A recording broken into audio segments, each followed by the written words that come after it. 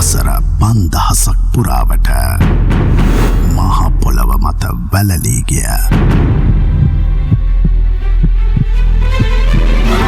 ශ්‍රේෂ්ඨ ශිෂ්ටාචාරයක අභිමානනීය හෙළිදරව්ව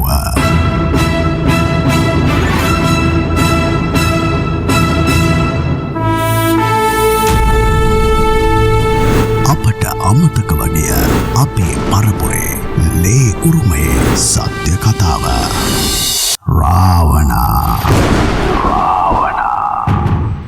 ආයුෂ බොහෝ වේවා. අදත් අපි සූදානම් වෙනවා ඔබ බොහොම උනන්දුවෙන් ඕනෑකමින් සැදී පැහැදී සැරසී සූදානම් වී සිටි වැඩසටහන ආරම්භ කරන්න. විශේෂයෙන්ම රාවණ වැඩසටහන එක්ක අපි වර්තමානයේ ඇති වෙලා තියෙන ගැටලු සම්බන්ධයෙන් මේ ගැටලු වලට අතීතයේ තිබුණු විසඳුම් එහෙම නැත්නම් රාවණ යුගයේදී හෙළයන් විසින් සිදු කළ දේවල් එදා මේ භූමිය තුල කොයි විදිහටද මේ පැමිණෙන විවිධ ව්‍යසනයන්ට මුහුණ දුන්නේ අපි කොයිතරම් ශක්ති සම්පන්න ජාතියක්ද විවිධ අවස්ථාවල ඔබ දන්නවා මේ මෑත දශක කීපය තුල සුනාමි තත්ත්වයන් නැති වුණා 30 වසරක යුද්ධයට මුහුණ දුන්නා මේ කලින් කල පැමිණෙන විවිධ කාරණා වෙනුවෙන් අපි කොයි විදිහටද මුහුණ දෙන්නේ කියන කාරණාව ප්‍රශ්න නවත්තන්න බෑ අපි මුහුණ දෙන විදිහ වෙනස් කරගන්න පුළුවන් ඒකට සාර්ථකව මුහුණ දෙන්න පුළුවන් එවැනි සාර්ථකව මුහුණ දුන්නු සුවිශේෂ යුගයක් පිළිබඳවයි අපි මෙතනදී විග්‍රහ කරන්න විශේෂයෙන්ම රාවණ යුගය පිළිබඳව අද වැඩසටහන ඊටාම සුවිශේෂ වැඩසටහනක් බවට පත්වේවි මම මේකට පාවිච්චි කරනවා අපූර්ව වැඩසටහනක් බවට පත්වේවි పూర్වෙහි නොවූ සම්මිශ්‍රණයක් සහිත වැඩසටහනක් බවට පත්වේවි අද ඒ පිළිබඳ කිසිදු සැකයක් නැහැ. ඉතින් වැඩසටහනට ඊටාම ගෞරවයෙන් අපි ආරාධනා කළා මේ දිනවල බොහොම වැදගත් වෙන කාරණා කීපයක්ම එතුමන්ගෙන් දැනගන්න තිබෙන නිසා ඕගොඩපොළ වෙද පරම්පරාව කිව්වහම කවුරුත් දන්න වෙද පරම්පරාවක් ඒ වෙද පරම්පරාවේ වර්තමාන මේ ශක්තිය ලෝකෙට බෙදා දෙන මිනිස්සු සුවපත් කරන විශේෂයෙන්ම ඒ ගමේ නමින්ම කියනවා නම් අඹමල්ලේ වෙද මහත්මයා කියන ආදරණීය නාමයෙන් හඳුන්වන වෛද්‍යාචාර්ය තනුෂ්ක රවිප්‍රිය කස්තුරිආරච්චි වෛද්‍යතුමන් ආයුෂ බොහෝ වේවා කියලා පිළිගන්නවා. දැන් මෙතුමන් මේ කාරණා පිළිබඳව කතා කරන්න සූදානම් වෙලා ඉඳද්දී විශේෂයෙන්ම ඔබට මතකයි පසුගිය කොරෝනා සමය තුලදී පළමු රැල්ලේදී මුළු රටම නතර වෙලා තිබිච්ච මොහොතේදීත් අපි විශේෂ වැඩසටහනක් පැවැත්වුවා. ඒ වැඩසටහනේදී විශේෂයෙන්ම හෙළසුවය කියන බොහොම නිහඬව සේවාවක් කරපු කණ්ඩායම මේ ස්ථානයට ඇවිල්ලා ඒ අතරින් විශේෂ දෙනෙක්ගේ සිත් පැහැරගත්ත ප්‍රේක්ෂකාගාරයේ හැමෝම අහපු දුරකථනයෙන් විමසලා ඉල්ලපු දුරකථන අංකයක් සහ නමක් තමයි මුලටියන සෞඛ්‍ය වෛද්‍ය නිලධාරීතුමා හෙළසුවේ සමාජික මුළු ගමම භාවනා යෝගීන් බවට පත් කරන්න පුළුවන් දක්ෂකමක් තියෙන වෛද්‍ය සුමිත් චන්දන ජයවීර මහත්මයා ආයුෂ බොහෝ වේවා කියලා ඔබතුමා පිළිගන්නවා. දැන් මේ සම්මිශ්‍රණයට ඊටාම හොඳ ශක්ති සම්පන්න තරුණයෝ ශක්ති සම්පන්න දරුවෝ ශක්තිමත් අනාගතයක් ගොඩනගන්න කියන වාක්‍ය තිබුණාට නිරන්තරයෙන්ම දෘශ්‍යපාලන මැතිවරණ වේදිකාවේදී ඇත්තටම ශක්ති සම්පන්න මිනිසුන් බිහි වෙනවාද? අද දරුවෝ ඇයි මේ විදිහට ලෙඩ වෙන්නේ? හැමතිස්සෙම නිර්මාංශ ආහාර රටාව පිළිබඳව කාය වර්ධන ශක්තිය පිළිබඳව කතා කරන මේ වැඩසටහන මුළුල්ලේම කවදත් අපිත් එක්ක අත්වැල් බැඳගෙන ඉන්න බොහොම සුවිශේෂී චරිතයක් ඔහු ශ්‍රී ලංකාවේ ප්‍රධානතම ප්‍රමුඛතම කාය වර්ධන මධ්‍යස්ථානයේ ප්‍රධාන පුහුණුකරු ප්‍රාණයාම පිළිබඳව විශේෂයෙන්ම නිර්මාංශ ආහාර රටා පිළිබඳව උපදේශක ප්‍රධාන රාවණ දෙවොලේ පෙරමුණේ රාල ටෝනි ජයවර්ධන මහත්මයා කාලෙකින් ඇවිල්ලා ඉන්නවා. ආයුෂ බොහෝ වේවා කියලා ඉතාම ගෞරවයෙන් පිළිගන්නවා. දැන් අපි බොහෝ වෙලාවට මේ ඇතිවෙච්ච තත්ත්වයන් එක්ක විශේෂයෙන්ම මේ කොරෝනා තත්ත්වය හමුවේදී ඔබ දන්නවා අපි භාවනා කරන්න පටන් ගත්තා. අපි ජීවිතේ ආධ්‍යාත්මික වටිනාකම් පිළිබඳව වැඩිපුර කතා කරන්න පටන් ගත්තා. ඒ පිළිබඳව සැකසුණු පොතපත කියවන්න පටන් ගත්තා. ඒ පිළිබඳව වැඩි නැඹුරුතාවයක් දක්වන්නට අපි යොමු වුණා. ඒ නිසා අද නිෂ්පාදකතුමා අපිට කියනවා මේ ආධ්‍යාත්මය වැඩි දියුණු කර ගැනීම ආධ්‍යාත්මය වෙතටම නැඹුරුවමින් අපිට පැමිණෙන බාධක ජය ගැනීම පිළිබඳව කතා කරමු කියලා. විශේෂයෙන් මේ පාරම්පරික වෛද්‍ය ක්‍රම තුළ අපේ මේ පුස්කොළ පොත් තුළ බොහෝ දේවල් තියෙනවා මේ ආධ්‍යාත්මය ශක්ති සම්පන්න කර ගැනීම. අපි හිත කඩාගෙන වැටුනොත් ඕනෙම බෝ වෙන රෝගයක් බෝ වෙනවා. බය වෙන්න එපා. බය වුණොත් ඕක හැදෙනවා. අපි මේ වගේ දේවල් අහලා තියෙනවා. එහෙනම් වෛද්‍යාචාර්යතුමා අපි කොහොමද අපේ ආධ්‍යාත්මය ශක්තිමත් කරගන්නේ? දැන් අපි අද අසංග මහත්තයා මේ කතා කරන මාතෘකාව තෝරා ගන්නකොට මේ අද අපි කතා කරන්නේ බලය කියන මාතෘකාව ඇත්තේ. එතකොට බලය කියන්නේ මේක ආධ්‍යාත්මික බලය සහ භෞතික බලය කියලා අපිට දෙකකට බෙදන්න පුළුවන්කම තියෙනවා.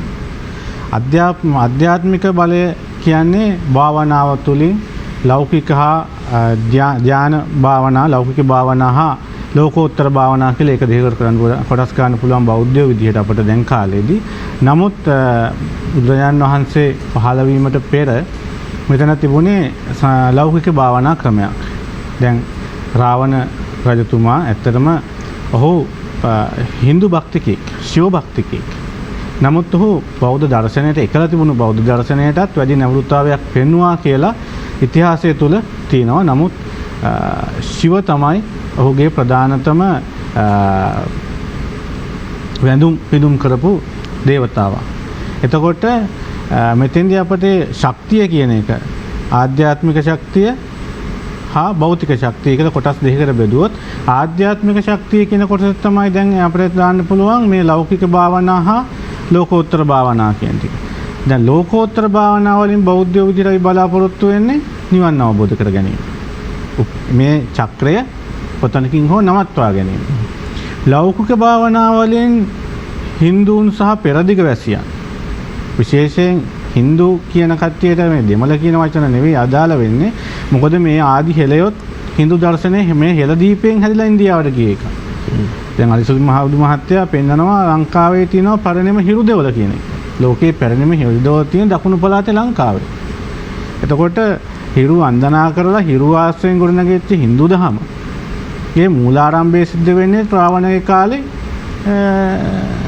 මේ ලංකාව තුල හෙළ දේශය තුල. එතකොට මේ හෙළයොත් ඉස්සර අපි බෞද්ධ දර්ශනය දැඩිව ග්‍රහණය කරගන්න ඉස්සර වෙලා අපි කලේ භෞතික මේ ආධ්‍යාත්මික ශක්තිය වෙනකොට ලෝකෝත්තර පැත්තට වැඩිය ලෞකික පැත්තට තමයි භාවනාව දියුණු කළේ. ඒකෙන් ඕරා එක දියුණු කරලා යහරින් චක්‍ර අවදි කරගෙන ඒ හරහා වුන් නවීන තාක්ෂණය හොයාගෙන ගියා. ගුවන්යානා තාක්ෂණය, අවියාවුධ පිළිබඳ තාක්ෂණය, වෛද්‍ය විද්‍යාව, රසායන විද්‍යාව ඒ හොයන්න ඔක්කොම මූල පාදේ උනේ ලෞකික භාවනා ක්‍රම. ඒ කාලේ නේත්‍ර යෝගය, ක්‍රත යෝගය, භූපර යෝගය, දැන් ඉන්නේ අපි කලි යුගයේ. මේ නේත්‍ර යෝගයේ, භූපර යෝගයේ, ක්‍රත යෝගයේ කියන යුග ටිකේ මිනිස්සු වැඩියෙන් කලේ භෞතික මේ ලෝකෝත්තර භාවනා නෙවෙයි අපි දෙයක් සොයාගන්න කරන භාවනා ක්‍රම තමයි කළේ. එතකොට අපි දැන් මෙතෙන්දි කතා කරන්නේ අපි රාවණගෙන් පටන් ගත්තු විශ්වයේ ගොඩනැගුණු ශක්තිය පිළිබඳව මේ කතා කරන්නේ. එතකොට රාවණලා ඍෂිවරු කියන්නේ ධානය උපදවගත්තු ආධ්‍යාත්මික කොටසක්. එතකොට ඒගොල්ලෝ තමයි මේක බලලා මේ චක්‍ර හතම අවදි කරගෙන ඊට පස්සේ තමයි නවීන විද්‍යාවේ විද්‍යාව කියන එක දියුණු වුණේ. ඒකෙන් තමයි ගුවන්යානා තාක්ෂණය ටික කරගත්තේ. ඊට පස්සේ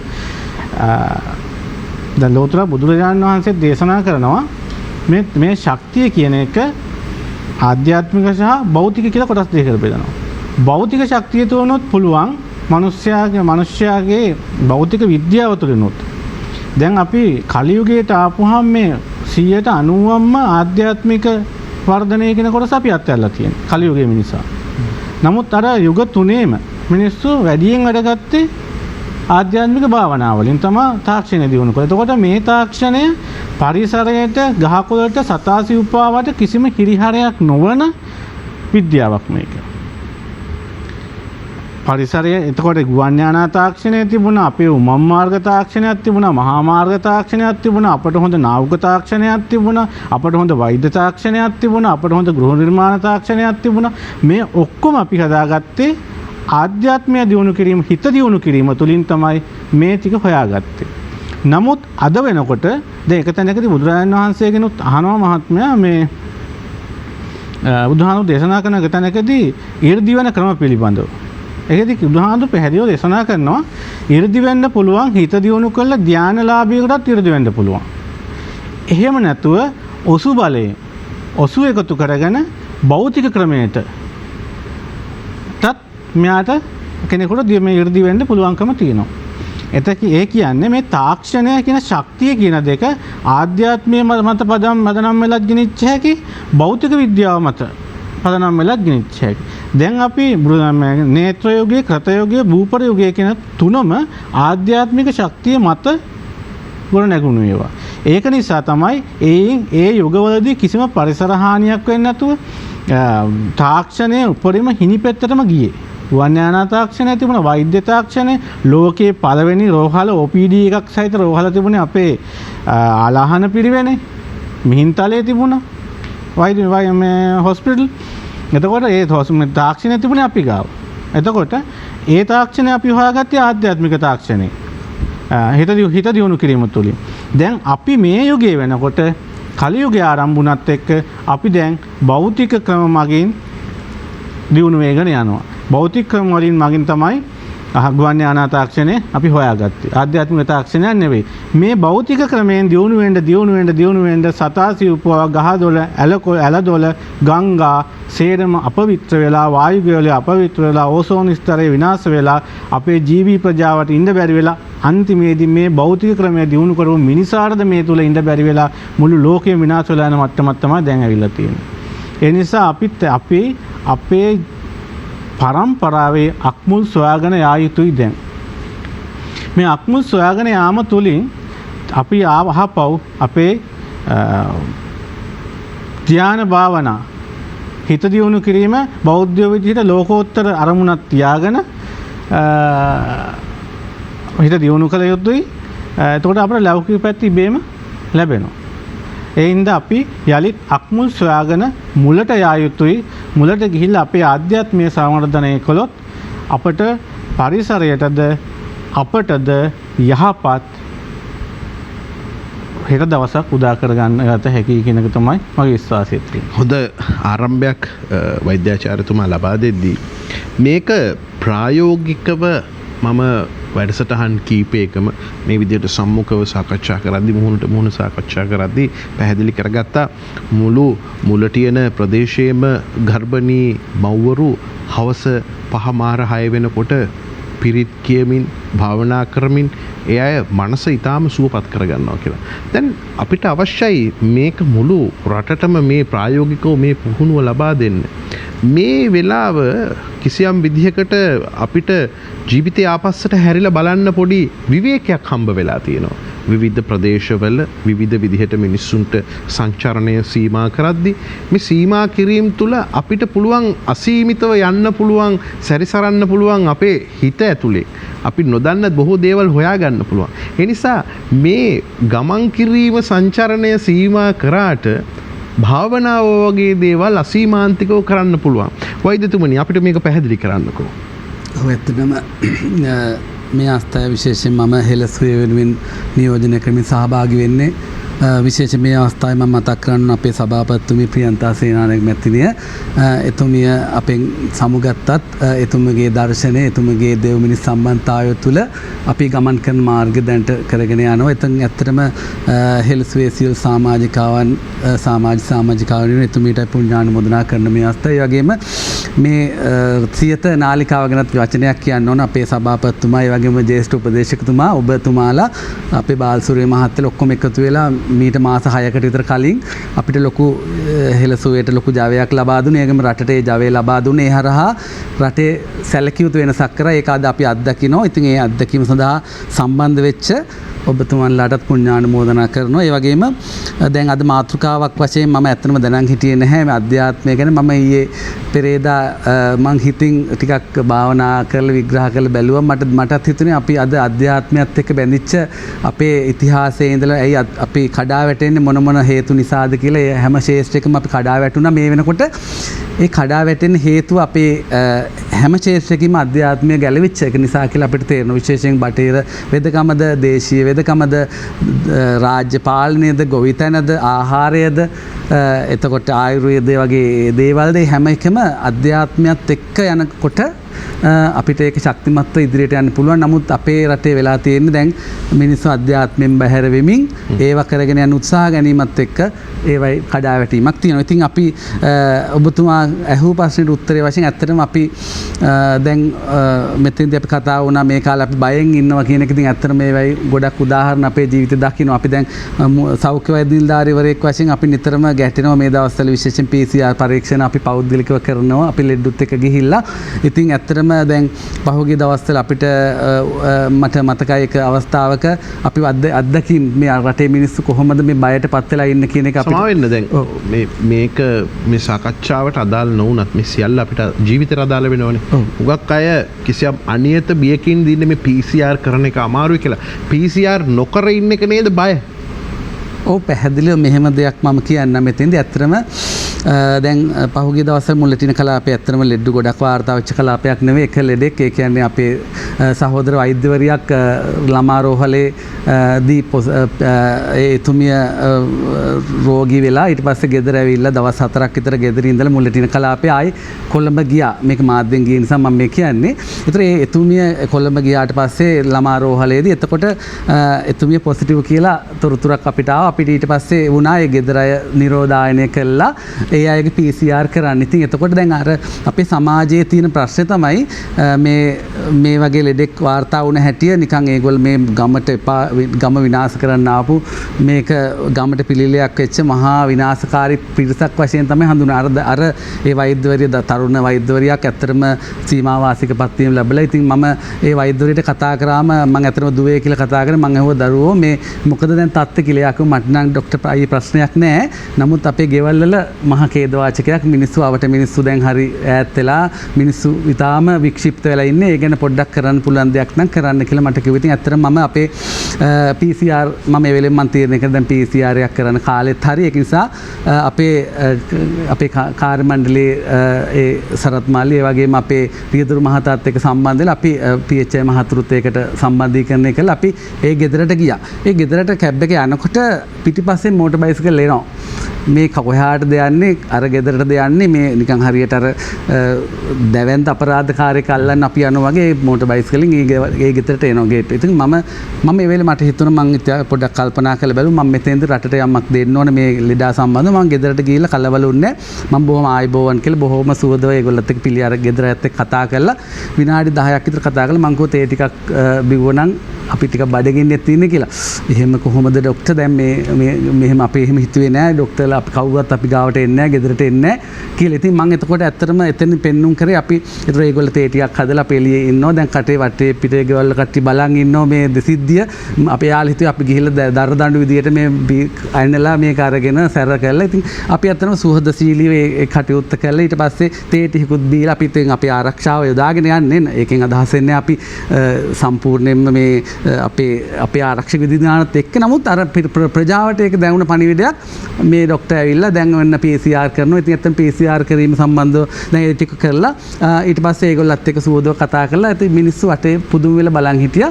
අපි ආයෙ නැගලා ගියා. එතන ඇත්තටම මෙතන මම කියන්න හැදුවේ දැන් අර PCR පරීක්ෂණය මම ඕක දැන් මට දැන් තව කෙනෙකුට මේක අමාරුවක් නැහැ කියලා කියන එකට වඩා මම බැලුවා මම ඒ අර තියෙනවා ඒ කූරු දෙකක් තියෙනවා. එකක් නහයට දාන්නේ එකක් කටට දාන්නේ. ඉතින් උගුරට ඉතින් මම දාලා බැලුවා දැන් මේ නහය එක කොහොමද යනකොට කොහොමද තත්ත්වය කියලා. ඉතින් මම දැනගන්න එපා දැන් තව කෙනෙකුට මම මේක කරනකොට මේක අත්දැකීම් ඇත්තට මේ කිසිම අර ඔබතුමා කිව්ව විදිහට එහෙම ඒක ඉතා මෛත්‍රියෙන් කරුණාවෙන් මේ වැඩේ කරනකොට විහිළු තහළු කරලා සුවදශීලීව කරොත් ඒ කාටවත් එක රිදෙන්නේ නැහැ. මම දාලා බැලුවත් මට මේ දක්වා ගමන් කරවන්න පුළුවන් මේක කිසිම අමාරුවක් නැතුව. ඉතින් අර මිනිස්සු අතර අනියත බියක් තියෙනවා මේක. ඉතින් අර විශේෂ දෙයක් වශයෙන් මේක සමාජ පෙන්වන්නේ මේ PCR පරීක්ෂණ නමුත් එහෙම දෙයක් නැහැ. ඉතින් ඇත්තටම අපි අධ්‍යාත්මික වශයෙන් ශක්තිමත් වෙලා මේ වැඩේ කරනවා නම් මිනිස්සුන්ට ඒකෙන් ගැටලුවක් නැහැ. ඉතින් අනිත් කාර්යය තමයි දැන් ඔබතුමා අහපු විදිහටම අපි මේ අවස්ථාවේ බයවීම කියන එක අපිට අහිත කරයි. බයවීම තුළ ඔබ දන්නවා බටහිර විද්‍යාව අනුව බයවීමත් එක්ක අපේ ඇඟේ හෝමෝන කීපයක් එනවා. කෝටිසෝල්, ඇඩ්‍රිනලින් වගේ හෝමෝන ආවට පස්සේ ඒවා හදිසි අවස්ථාවකට අපිව සූදානම් කරන හෝමෝන.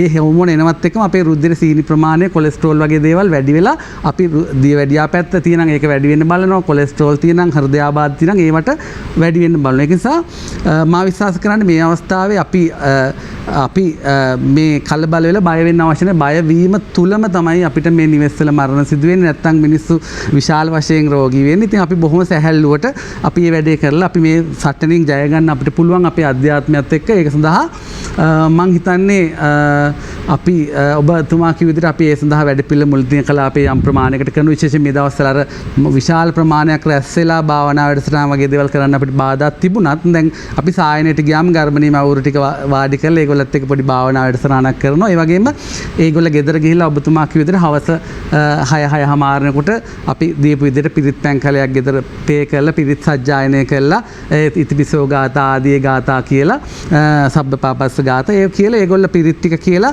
දෙවියන්ට පින් දීලා ඒ පිරිත් පැන් ගේ අවට ඒ කුසේ ගාලා ඒ ටික ඒ අම්මල කරනවා. එතකොට මං හිතනවා මං කිව්වේ ඇත්තටම මේ රට බේරගත්තේ එක කාන්තාවක්. විහාර මහාදේවිය තනියෙන් නේද රට බේරගත්තා. ඉතින් අපේ මුලටින කලාපේ අම්මලාට මං කිව්වේ මෙතන අම්මල 500ක් විතර ඉන්නවා අපිට. ඔය 500 එකතු වෙලා පුළුවන් අපිට මේ මුලටින කලාපේ බේරගන්න අධ්‍යාත්මය ශක්තිමත් කරන්න, පරිසරය ශක්තිමත් කරන්න, ඒ පළාතේ අධ්‍යාත්මික ශක්තිය නංවන්න නම් අම්මලා ටිකට පුළුවන්. ඒ නිසා මම මේ පණිවිඩය දිගින් දිගටම දෙනවා. ඉතින් අම්මලාත් හරි උනන්දුවෙන් දැන් ඉස්සර නම් මෙහෙම 5ක් මැරෙනකොට එහෙ උනන්දු වැඩි වෙනවා. තව 5ක් මැරෙනකොට ඒකෙන් අදහස් කරන්නේ අපි ඒව එන්න කියලා. නමුත් අපි දැනෙන අපේ මිනිස්සු ටිකක් බය වෙන්න ඕන මේ ටිකක් අධ්‍යාත්ම පැත්තට නැඹුරු වෙන. ඉතින් අද මුලටින කලාපයේ විතරක් නෙමෙයි මම අද වැඩසටහනේ මම අද රටට කියන්නේ රටේම අඩුම ගානේ ගර්භණී අම්මලා ටික මේ වැඩ පිළිවෙල කරොත් අපිට මේ රටේම මේ ව්‍යසනය මේ අපි හෙළසුවේ අපේ අධිෂ්ඨානය තමයි මේ රට අධ්‍යාත්මික වශයෙන් පෝෂණය වෙච්ච, සිත කය මනාව පෝෂණය වෙච්ච දැවැන්ත රාජ්‍යයක් බවට යලි නගා සිටිනවා කියන එක අපිට දැනෙන පණිවිඩය, අපේ හෙළසුවෙන් ලැබෙන පණිවිඩය. ඉතින් පිට රටවලට පවා ශක්තියක් දැනුමක් දෙන්න පුළුවන් විදිහේ රටක් බවට මේ රට පත් කරන්න අපේ හෙළසුවේ අපේ කණ්ඩායම දැන් සැදී පැහැදී ඉන්නවා. ඉතින් ඒකට මේ අවස්ථාවේ අපි සියලු දෙනාම ධෛර්යයෙන් මුහුණ දෙමින් ඉන්නවා කියලා තමයි මුල් අවස්ථාවේ මට කියන්න තියෙන්නේ. දැන් මේ කතා කරන වචන තුල තිබෙන ශක්තිය කොයිතරම්ද කියලා ඔබට දැනෙනවා. එහෙමනම් දවස අවදි වෙනවත් එක්කම අපි මේ සූර්ය වංශේ එහෙම නැත්නම් සූර්ය ගෝත්‍රිකයන් අපි මේ සූර්යාගේ උදාවත් එක්ක තමයි අපි පිබිදෙන්නේ. අපි දවස අපි ජවයෙන් ආරම්භ කරන්නේ. එහෙමනම් නිතරම සූර්ය වන්දනාව පිළිබඳව, නිර්මාංශ ආහාර රටාව පිළිබඳව, යෝග සහ ප්‍රාණයාම පිළිබඳව කතා කරන අපි හරියට හුස්ම ගත්තේ නෑ. මේ ටෝනි මහත්මයා ඇවිල්ලා කියනකන් ඇත්තටම සමහරවිට අපිට හිතෙනවා අපි හරියට හුස්ම අරගෙන නෑ කියලා. දැන් අපි හරියට හුස්ම ගන්නවා. හැබැයි අපි හරියට හුස්ම ගත්තත් තවත් බොහෝ දේවල් තියෙනවා අපිට හදාගන්න. නිර්මාංශ ආහාර රටාව, යෝග හා ප්‍රාණයාම කොහොමද හරියාකාරයෙන් කරන්නේ? මේ දේවල් එක්ක ආධ්‍යාත්මික ශක්තිය වැඩි දියුණු කරගන්න පුළුවන් නේද ටෝනි මහත්මයා? ඔව්.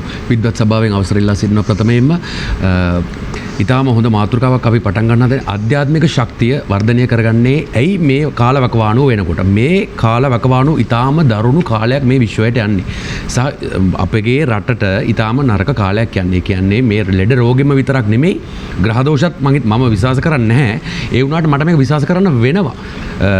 මේ හේතුව තමයි මේ අහන දේවල්, අපේ විද්වත් මණ්ඩලයේ කියන දේවල්, ගුරුවරු කියන දේවල් එක්ක මමත් යම්කිසි ප්‍රමාණයකට මේක විශ්වාස කරනවා. අපිට මේ ග්‍රහ බලපෑම් තියෙනවා කියලා. හැබැයි මේ ග්‍රහ බලපෑම් කිය හෝ අපගේ දේවල් වලට මේ ලෙඩ රෝග කිය අපි හිතෙන් වැටුනොත් අපි කරන්න ඕන නරකම දේ තමයි ඒක මේ වෙලාවේ.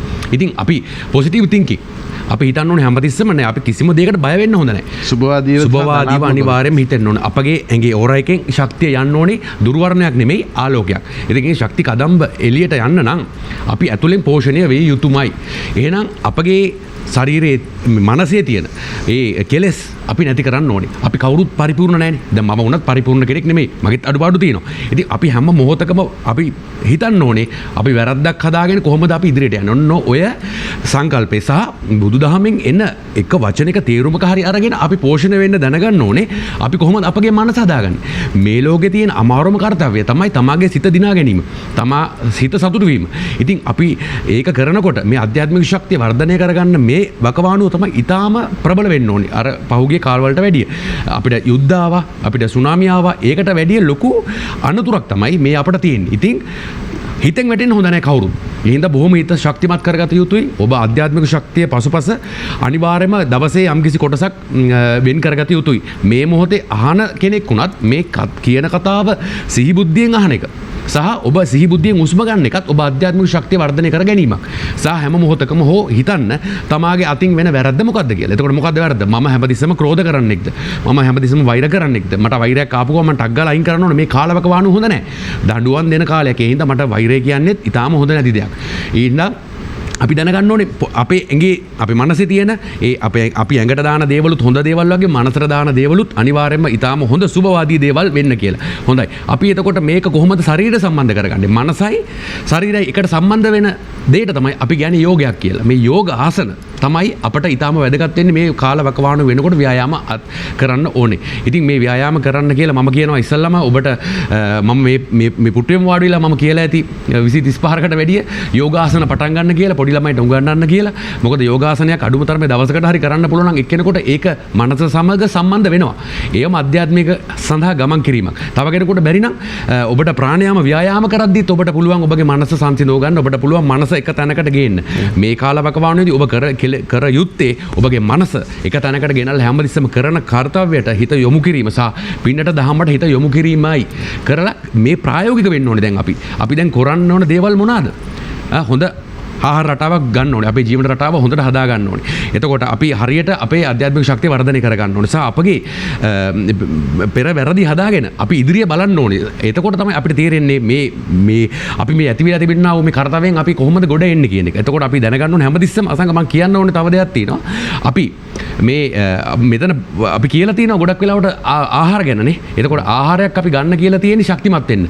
දුර්වල කෙනෙකුට තමයි ශක්තිවන්තයෙක් පහර දුන්නොත් දුර්වලයා පරදින්නේ. එතකොට ඒ ශක්තිවන්තයටත් වැඩි ශක්තිමත් වුණොත් එතකොට පරදින කෙනා අර ශක්තිවන්තයා වෙනවා ඉස්සලා කිව්වෙක් කෙනා. ඒ හින්දා ඕනම බල කොටුවක් දුර්වල වුණාම තමයි පහර දෙන්නේ. ඔබේ ශරීර කූඩුවත් එහෙමයි. ඔබගේ මනසත් එහෙමයි. එහෙනම් මනස ශක්තිමත් කරගන්න ඕනේ. මනස දුර්වල වෙනවා කියලා දැනගත්තොත් ඔබට අනිවාර්යයෙන්ම ප්‍රහාරයක් එල්ල වෙනවා. ශරීරය දුර්වල වෙනවා කියලා හිතුවොත් අනිවාර්යයෙන්ම අපේ ඇඟට ලෙඩ රෝගයක් විස බීජයක් එනවා. ඒ හින්දා ඉස්සලා කිව්වා වගේ පොසිටිව් තින්කින් ධනාත්මක සිතුවිලි හැමතිස්සෙම පෝෂණය වෙන්න ඕනේ. ඔබ හැමතිස්සෙම හිතන්න ඕනේ නෑ මට මේක කරන්න පුළුවන්. අපි අලුත් ගමනක් ආරම්භ කරනවා. අපි අලුත් දේවල් හදාගෙන දැන් මේ වෙලා තියෙන දේට කරන්න ඕනේ පිළියමයි කරන්න ඕනේ කියලා හැමතිස්සෙම අර අපි දැන් හැමතිස්සෙම කියනවා වගේ අපේ සැනිටයිසර් එක අතේ තියාගෙන අපි හැමතිස්සෙම යන ගමනක් අපි යන්න ඕනේ. අපි හිමාලය අනිවාර්යෙන් අපි අල්ලන්න ඕනේ. අනිවාර්යෙන්ම අපගේ මේ හෙළසුවය සහ අපගේ දැන් දේශීය අපේ වෙළඳ කඩවල වල අපේ තියෙනවා දැන් අපිට ඕන තරම් ගන්න දේවල් ඉඳ කරන්න ඕන දේවල් අනිවාර්යෙන්ම කරලා යුතුයි. ඉතින් මම කියනවා අනිවාර්යෙන්ම ව්‍යායාම කියන එක අනිවාර්යෙන්ම ඔබ පටන් ගත යුතුයි.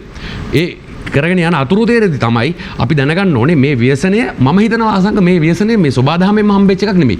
මේක මිනිස්සු විසින්ම කරපු නිර්මාණයක් මේක. නැත්තම් මේකට අපි ලෙඩක් මේ වෙනකොට අපි දැන් හොයාගෙන ඉවරයි. අපිට මෙච්චර කල් අදින්න දෙයක් නැහැ. මේක ඊටාම දරුණු විදිහට යම්කිසි ඔය ලැබ් එක හරි කොහේ හරි කරලා එළියට දාපු ව්‍යසනයක් හැටියට මම පිළිගන්නවා. සතෙකුගෙන් එන දෙයක් කියලා මේක දැන් මට පිළිගන්නත් බැරි වෙලා තියෙනවා. ඒ හින්දා කොහොම වුණත් දැන් අපි මේ ප්‍රශ්නේ මුහුණ දෙන්න ඕනේ. ඒ හින්දා මේකට හදපු ප්‍රතිජීවක ඖෂධත් සමහර වෙලාවට දැන් හදලා ඇති. ඒක ඉදිරියේදී මම හිතනවා හංගලා ඉඳගෙන ඒගොල්ලෝ එළියට දායි මේක කොහෙන් හරි. එතකොට අපි දැනගනි මේක තමයි මේකට කරන්න ඕනේ. එතකන් අපි පරිස්සම් වෙන්න ඕනේ මේ කොවිඩ් කියන වසංගතය නැති කරන්න ඕනේ නම් අපි දැනගෙන ඉන්නවා මේ උණු වලට තමයි රස්නේ වලට තමයි මේක අයින් වෙන්නේ කියලා. ඒ හින්දා මේකේ තියෙනවා යම්කිසි මේද ඝන තට්ටුවක් මේකේ තියෙනවා. මේ සෛලේ. එතකොට උණු වතුරට තමයි මේක එළියට යන්නේ. ඒකට මේක උණු වතුරට ලෙස්සල යෑමක් වගේ තමයිලු වෙන්නේ. එතකොට අපි දැනගන්නේ හිමාලය ඇල්ලුවම ඒක යනවා. උණු වතුර බිව්වම යනවා. ඉතින් අන්න එහෙනම් ශරීරයේ උෂ්ණත්වය පවත්වාගෙන ගැනීම. ඉතින් අපි කිව්ව දෙයට මුලින් ගියාම අර සූර්ය නමස්කාරයට අපි එනවා. ඇඟේ උෂ්ණත්වය තබා ගැනීම. සහ අපගේ ශරීරයේ තියෙන ඒ පොසිටිව් තින්කින් එකත් එක්ක මේ දෙක එකට එකතු වුණාම අපගේ ශරීරය ඊටම ශක්තිමත් වෙලා මනස ශක්තිමත් වෙලා මේ ලෙඩ රෝගයට මුහුණ දීම අනිවාර්යයෙන්ම හොඳ විදිහට කරගන්න පුළුවන් කියලා තමයි මගේ විශ්වාසය. හොඳයි ටෝනි ජයවර්ධන මහත්මයා කියන්නේ ඇත්තටම අවදි වෙච්ච මොහොතේ සිට මේ ජවය මේ උනන්දුව මේ ඕනෑකම තියාගත්තු දවස් මුළුල්ලේම ඒ ධනාත්මක සිතුවිල්ල අපිව දවස විතරක් නෙවෙයි අපේ සතිය විතරක් නෙවෙයි අපේ මාසය විතරක් නෙවෙයි අවුරුද්ද විතරක් නෙවෙයි මුළු ජීවිතේම සාර්ථක කරනවා. ඒ නිසා ඔය ජවය ඔහොමම තියාගෙන රැඳී ඉන්න අපිත් සමග අපි යනවා විරාමයකට. වසර 5000ක් පුරාවට මහ පොළව මත වැළලී ගිය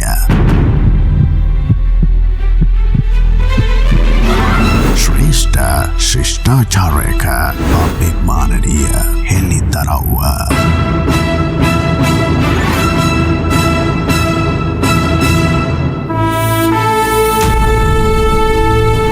අපට අමතක වගේ අපේ පරපුරේ ලේ උරුමයේ සත්‍ය කතාව රාවණා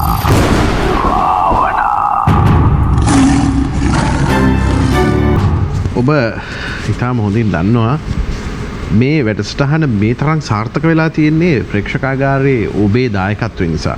ඔබ විශාල කැපවීමක් කරනවා මේ වැඩසටහන වෙනුවෙන්. මේ වැඩසටහනට ඔබ පෙරම් පුරාගෙන සැදී පැහැදී සූදානම් වී සිටිනවා. අපි එයට යලි යලිත් ගෞරව කරනවා. අපි ප්‍රණාමය අපි පුද කර සිටිනවා. ඔබට ඒ ශක්තිය ලැබේවි. ඔබට ඒ දැනෙනවා. ඔබ දැනෙන නිසා තමයි අපිත් එක්ක මේ තරම් දුරක් මේ වැඩසටහන සාර්ථක කරන්න අපිත් එක්ක එකට ඒක රාශී වන්නේ. විශේෂයෙන්ම කිසිම ලාභයක් ප්‍රයෝජනයක් නැතුව මේ වේලාව වෙන් කරලා දීලා අපි ඊටාම ගෞරවයෙන් සිහිපත් කරන්නට ඕනේ මේ වැඩසටහනට මේ වේදිකාව තනා දෙන සියත. Voice of Asia මාධ්‍ය ජාලයේ ගරු සභාපති රුෂාන්ත කාර්යපෙරු මහත්මයා ඊටාම ගෞරවයෙන් අපි සිහිපත් කරනවා. ඒ වගේම මෙහි ජ්‍යෙෂ්ඨ උපදේශකතුමා ප්‍රියන්ත කාර්යපෙරු මහත්මයා මේ වෙනුවෙන් විශාල කැපවීමක් කරන මේ වැඩසටහන යා යුතු දිශානතිය පිළිබඳව කතා කරමින් විශේෂයෙන්ම මෙහි තිබෙන වටිනාකම අද අපට නොවේ අනාගත පරම්පරාවට කියන පරමාදර්ශය ලබා දෙමින් නිරන්තරයෙන්ම මේ වෙනුවෙන් බොහෝ කැපකිරීම් කරනවා.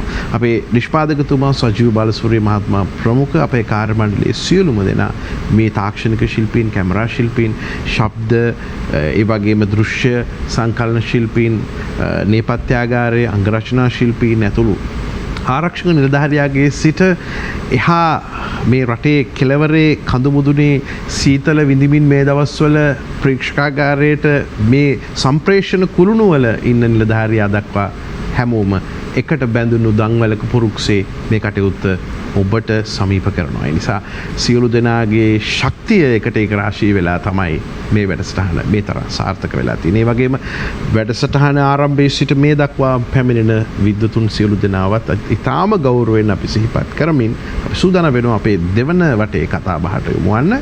අද අපි කතා බහ කරමින් ඉන්නේ ආධ්‍යාත්මික ශක්තිය පිළිබඳව. විශේෂයෙන්ම මේ ආධ්‍යාත්මික ශක්තිය සාමාන්‍ය කෙනෙක් වැඩි දියුණු කරගන්නවටත් වඩා මේ අපසතු හෙළ පාරම්පරික වෙදකම තුළ මේ ඔබතුමා තියාගෙන ඉන්න පුස්කොළ පොත් තුළ මේවා තියෙන්නේ පුස්කොළ වුණාට මේවා තිබෙන දහම පුස් නෑ. ඊටාම ශාස්ත්‍රීය වූ දහමක්.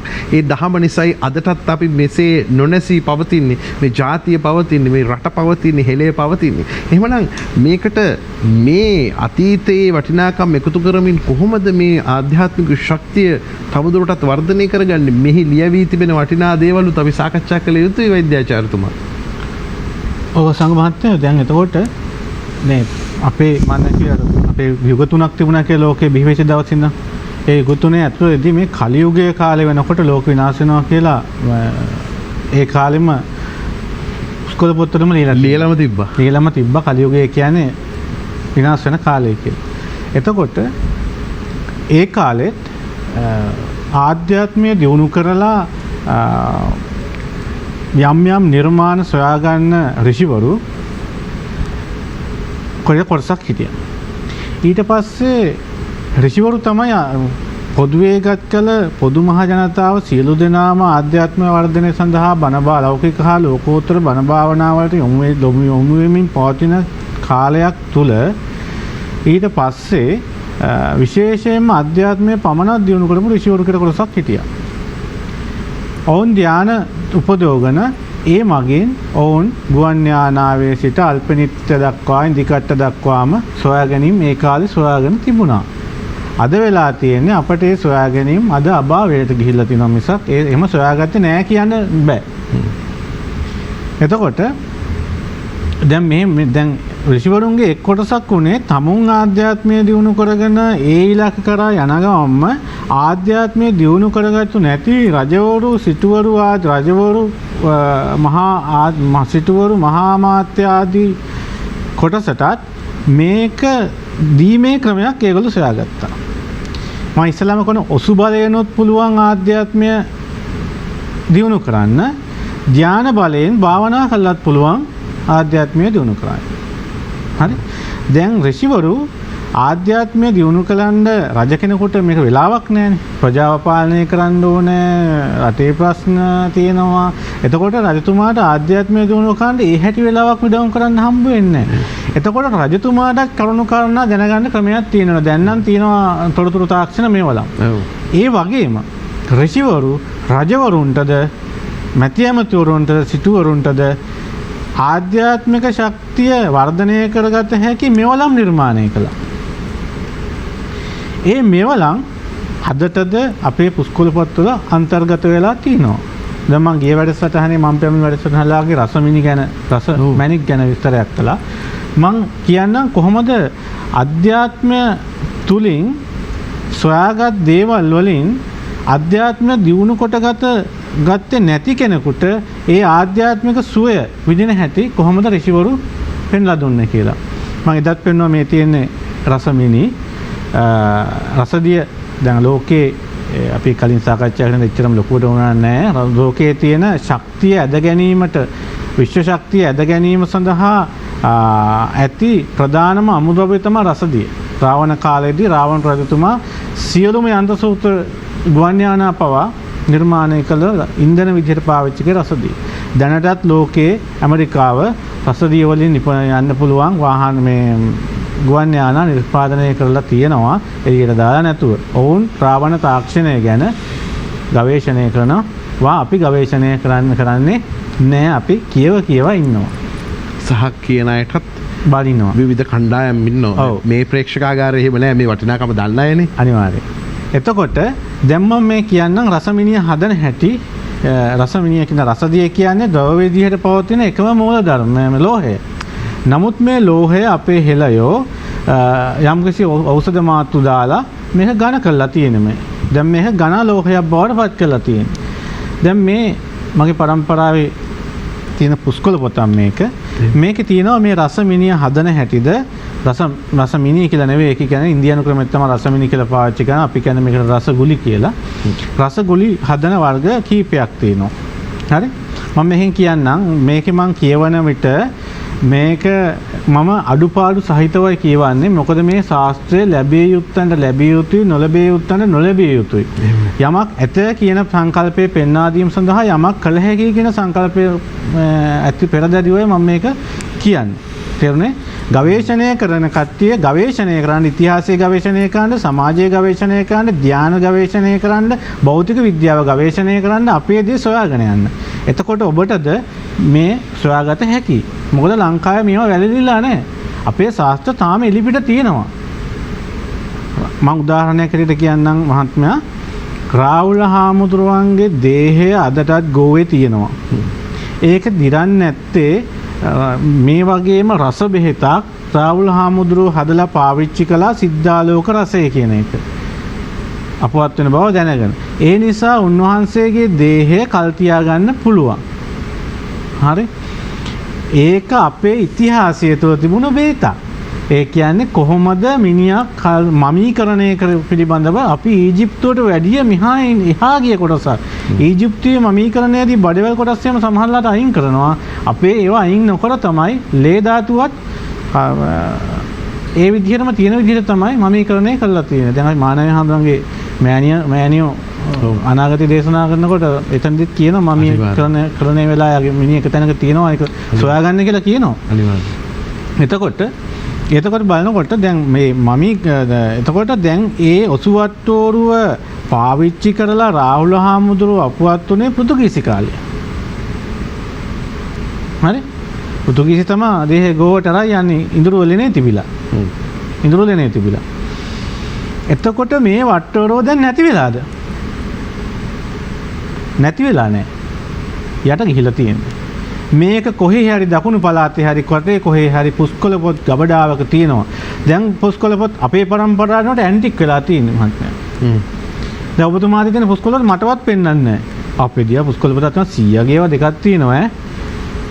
කියලා මේක හොඳට වහලා මේකට පොලිස්ටිකුත් ගාලා කියවන්න දන්නෙත් නැහැ. මෙලෝ මගුලක් දන්නෙත් නැහැ. දිගහැරලත් නැහැ. හොඳට මේකට දුන් ටිකක් අල්ලලා කබඩ් එකේ දාලා වහලා තිනවා. කවුරුවත් ආව හිතුවත් මේ අපේ දිහා පුස්කොළ පොත් දෙකක් තියෙනවා. හරි වටිනවා ඈ. කියලා පෙන්නනවා විතර. දැන් මේක ඇන්ටික් සංකල්පයට ආවට පස්සේ මේ ශාස්ත්‍රය හොයාගෙන යාම බොහොම දුර්වලයි. කරන්න බැරි සැලසි එකක් දැන් වෙලා නේ පුළුවන් කරන්න ගවේෂණය කරන්න හොයාගත්ත හැකි අපේ නැති වෙලා ගියපු දේවල් ගුවන් යානා තාක්ෂණයත් මේ ලංකාව තුළ කොතන හරි තියෙනවා.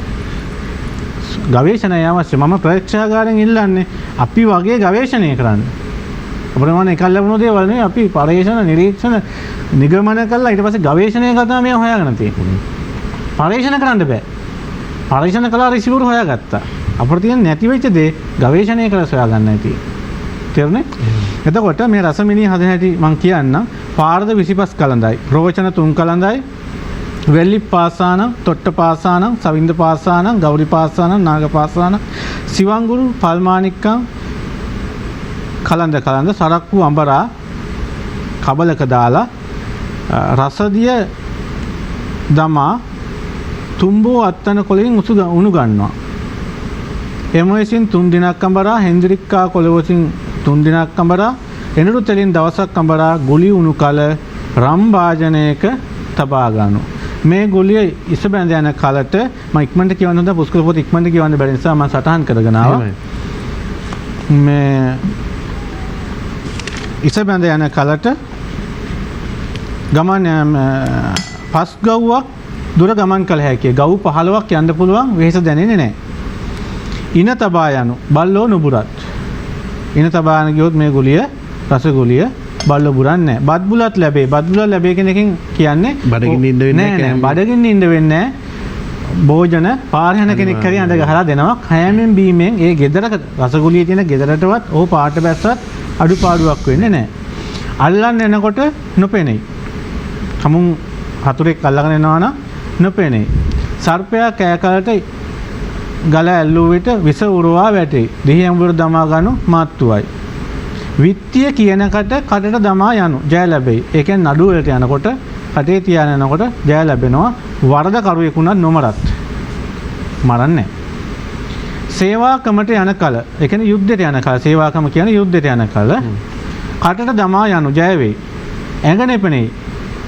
ඇඟ පේන්නේ නැහැ. ඒතකොට හී සැර වෙඩි සැර කියන්නත් බෑ, වදින්නෙත් නැහැ. අපිට තිබ්බ හැකි අරගෙන එක්කන තිබ්බ හැකි වෙන කට්ටියට සතුරන්ට පේන්නේ නැහැ. යකාර ඉස බැඳ යනු යයි.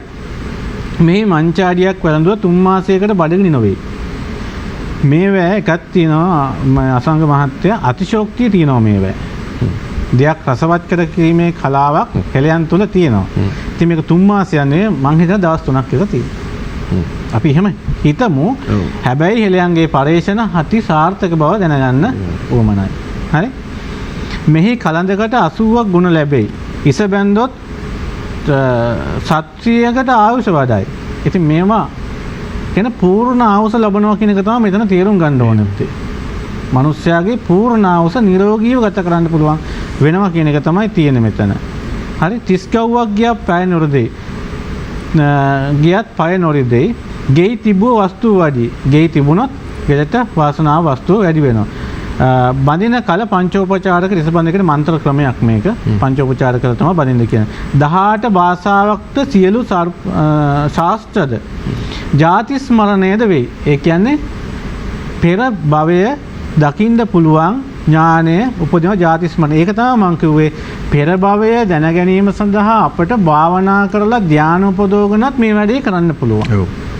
ඒ වගේම තමයි ඔසු බලයනොත් මේ කල හැකි ලෝතර බුදුරජාන් වහන්සේ දෙගේ දේශනාව සත්‍ය වෙනවා. එතකොට මෙතෙන්දී මොකද ලෝතර බුදුරජාන් වහන්සේ කියනවා ඊර්දි බලය ධානය ලබා දියා හැකි ඔසු බලයෙන්ද යා හැකි කියලා එක් අවස්ථාවක දේශනා කරනවා. හරි? ජාති යකුන් ඇසට පෙනේ. අමනුෂ්‍යෝ තමන්ගේ දැහැට පේන්න පටන් ගන්නවා. උන් සිටිනා තැන්ද සියලු දේද පෙනේ. මුවට දමා යන රැයට දිෂ්ටි වෙයි. රැයට පේන්න පටන් ගන්නවා. එතකොට මේකත් ධානය උපදවපු කට්ටියටත් රැයට බලන්න පේන්න පුළුවන්කම තියෙනවා. ඒ වගේම තමයි මේ භෞතික විදිහට ආධ්‍යාත්මය වඩාගෙන හොයාගත්තු භෞතික දේවල් තුලින්ද මේක කරන්න පුළුවන්. රන්සුණු ගෙන කටට දමනු. රන්සුණු මදක් කටේ දමා ගුලිය කටට ගත් කල ස්ත්‍රියක් වෙයි.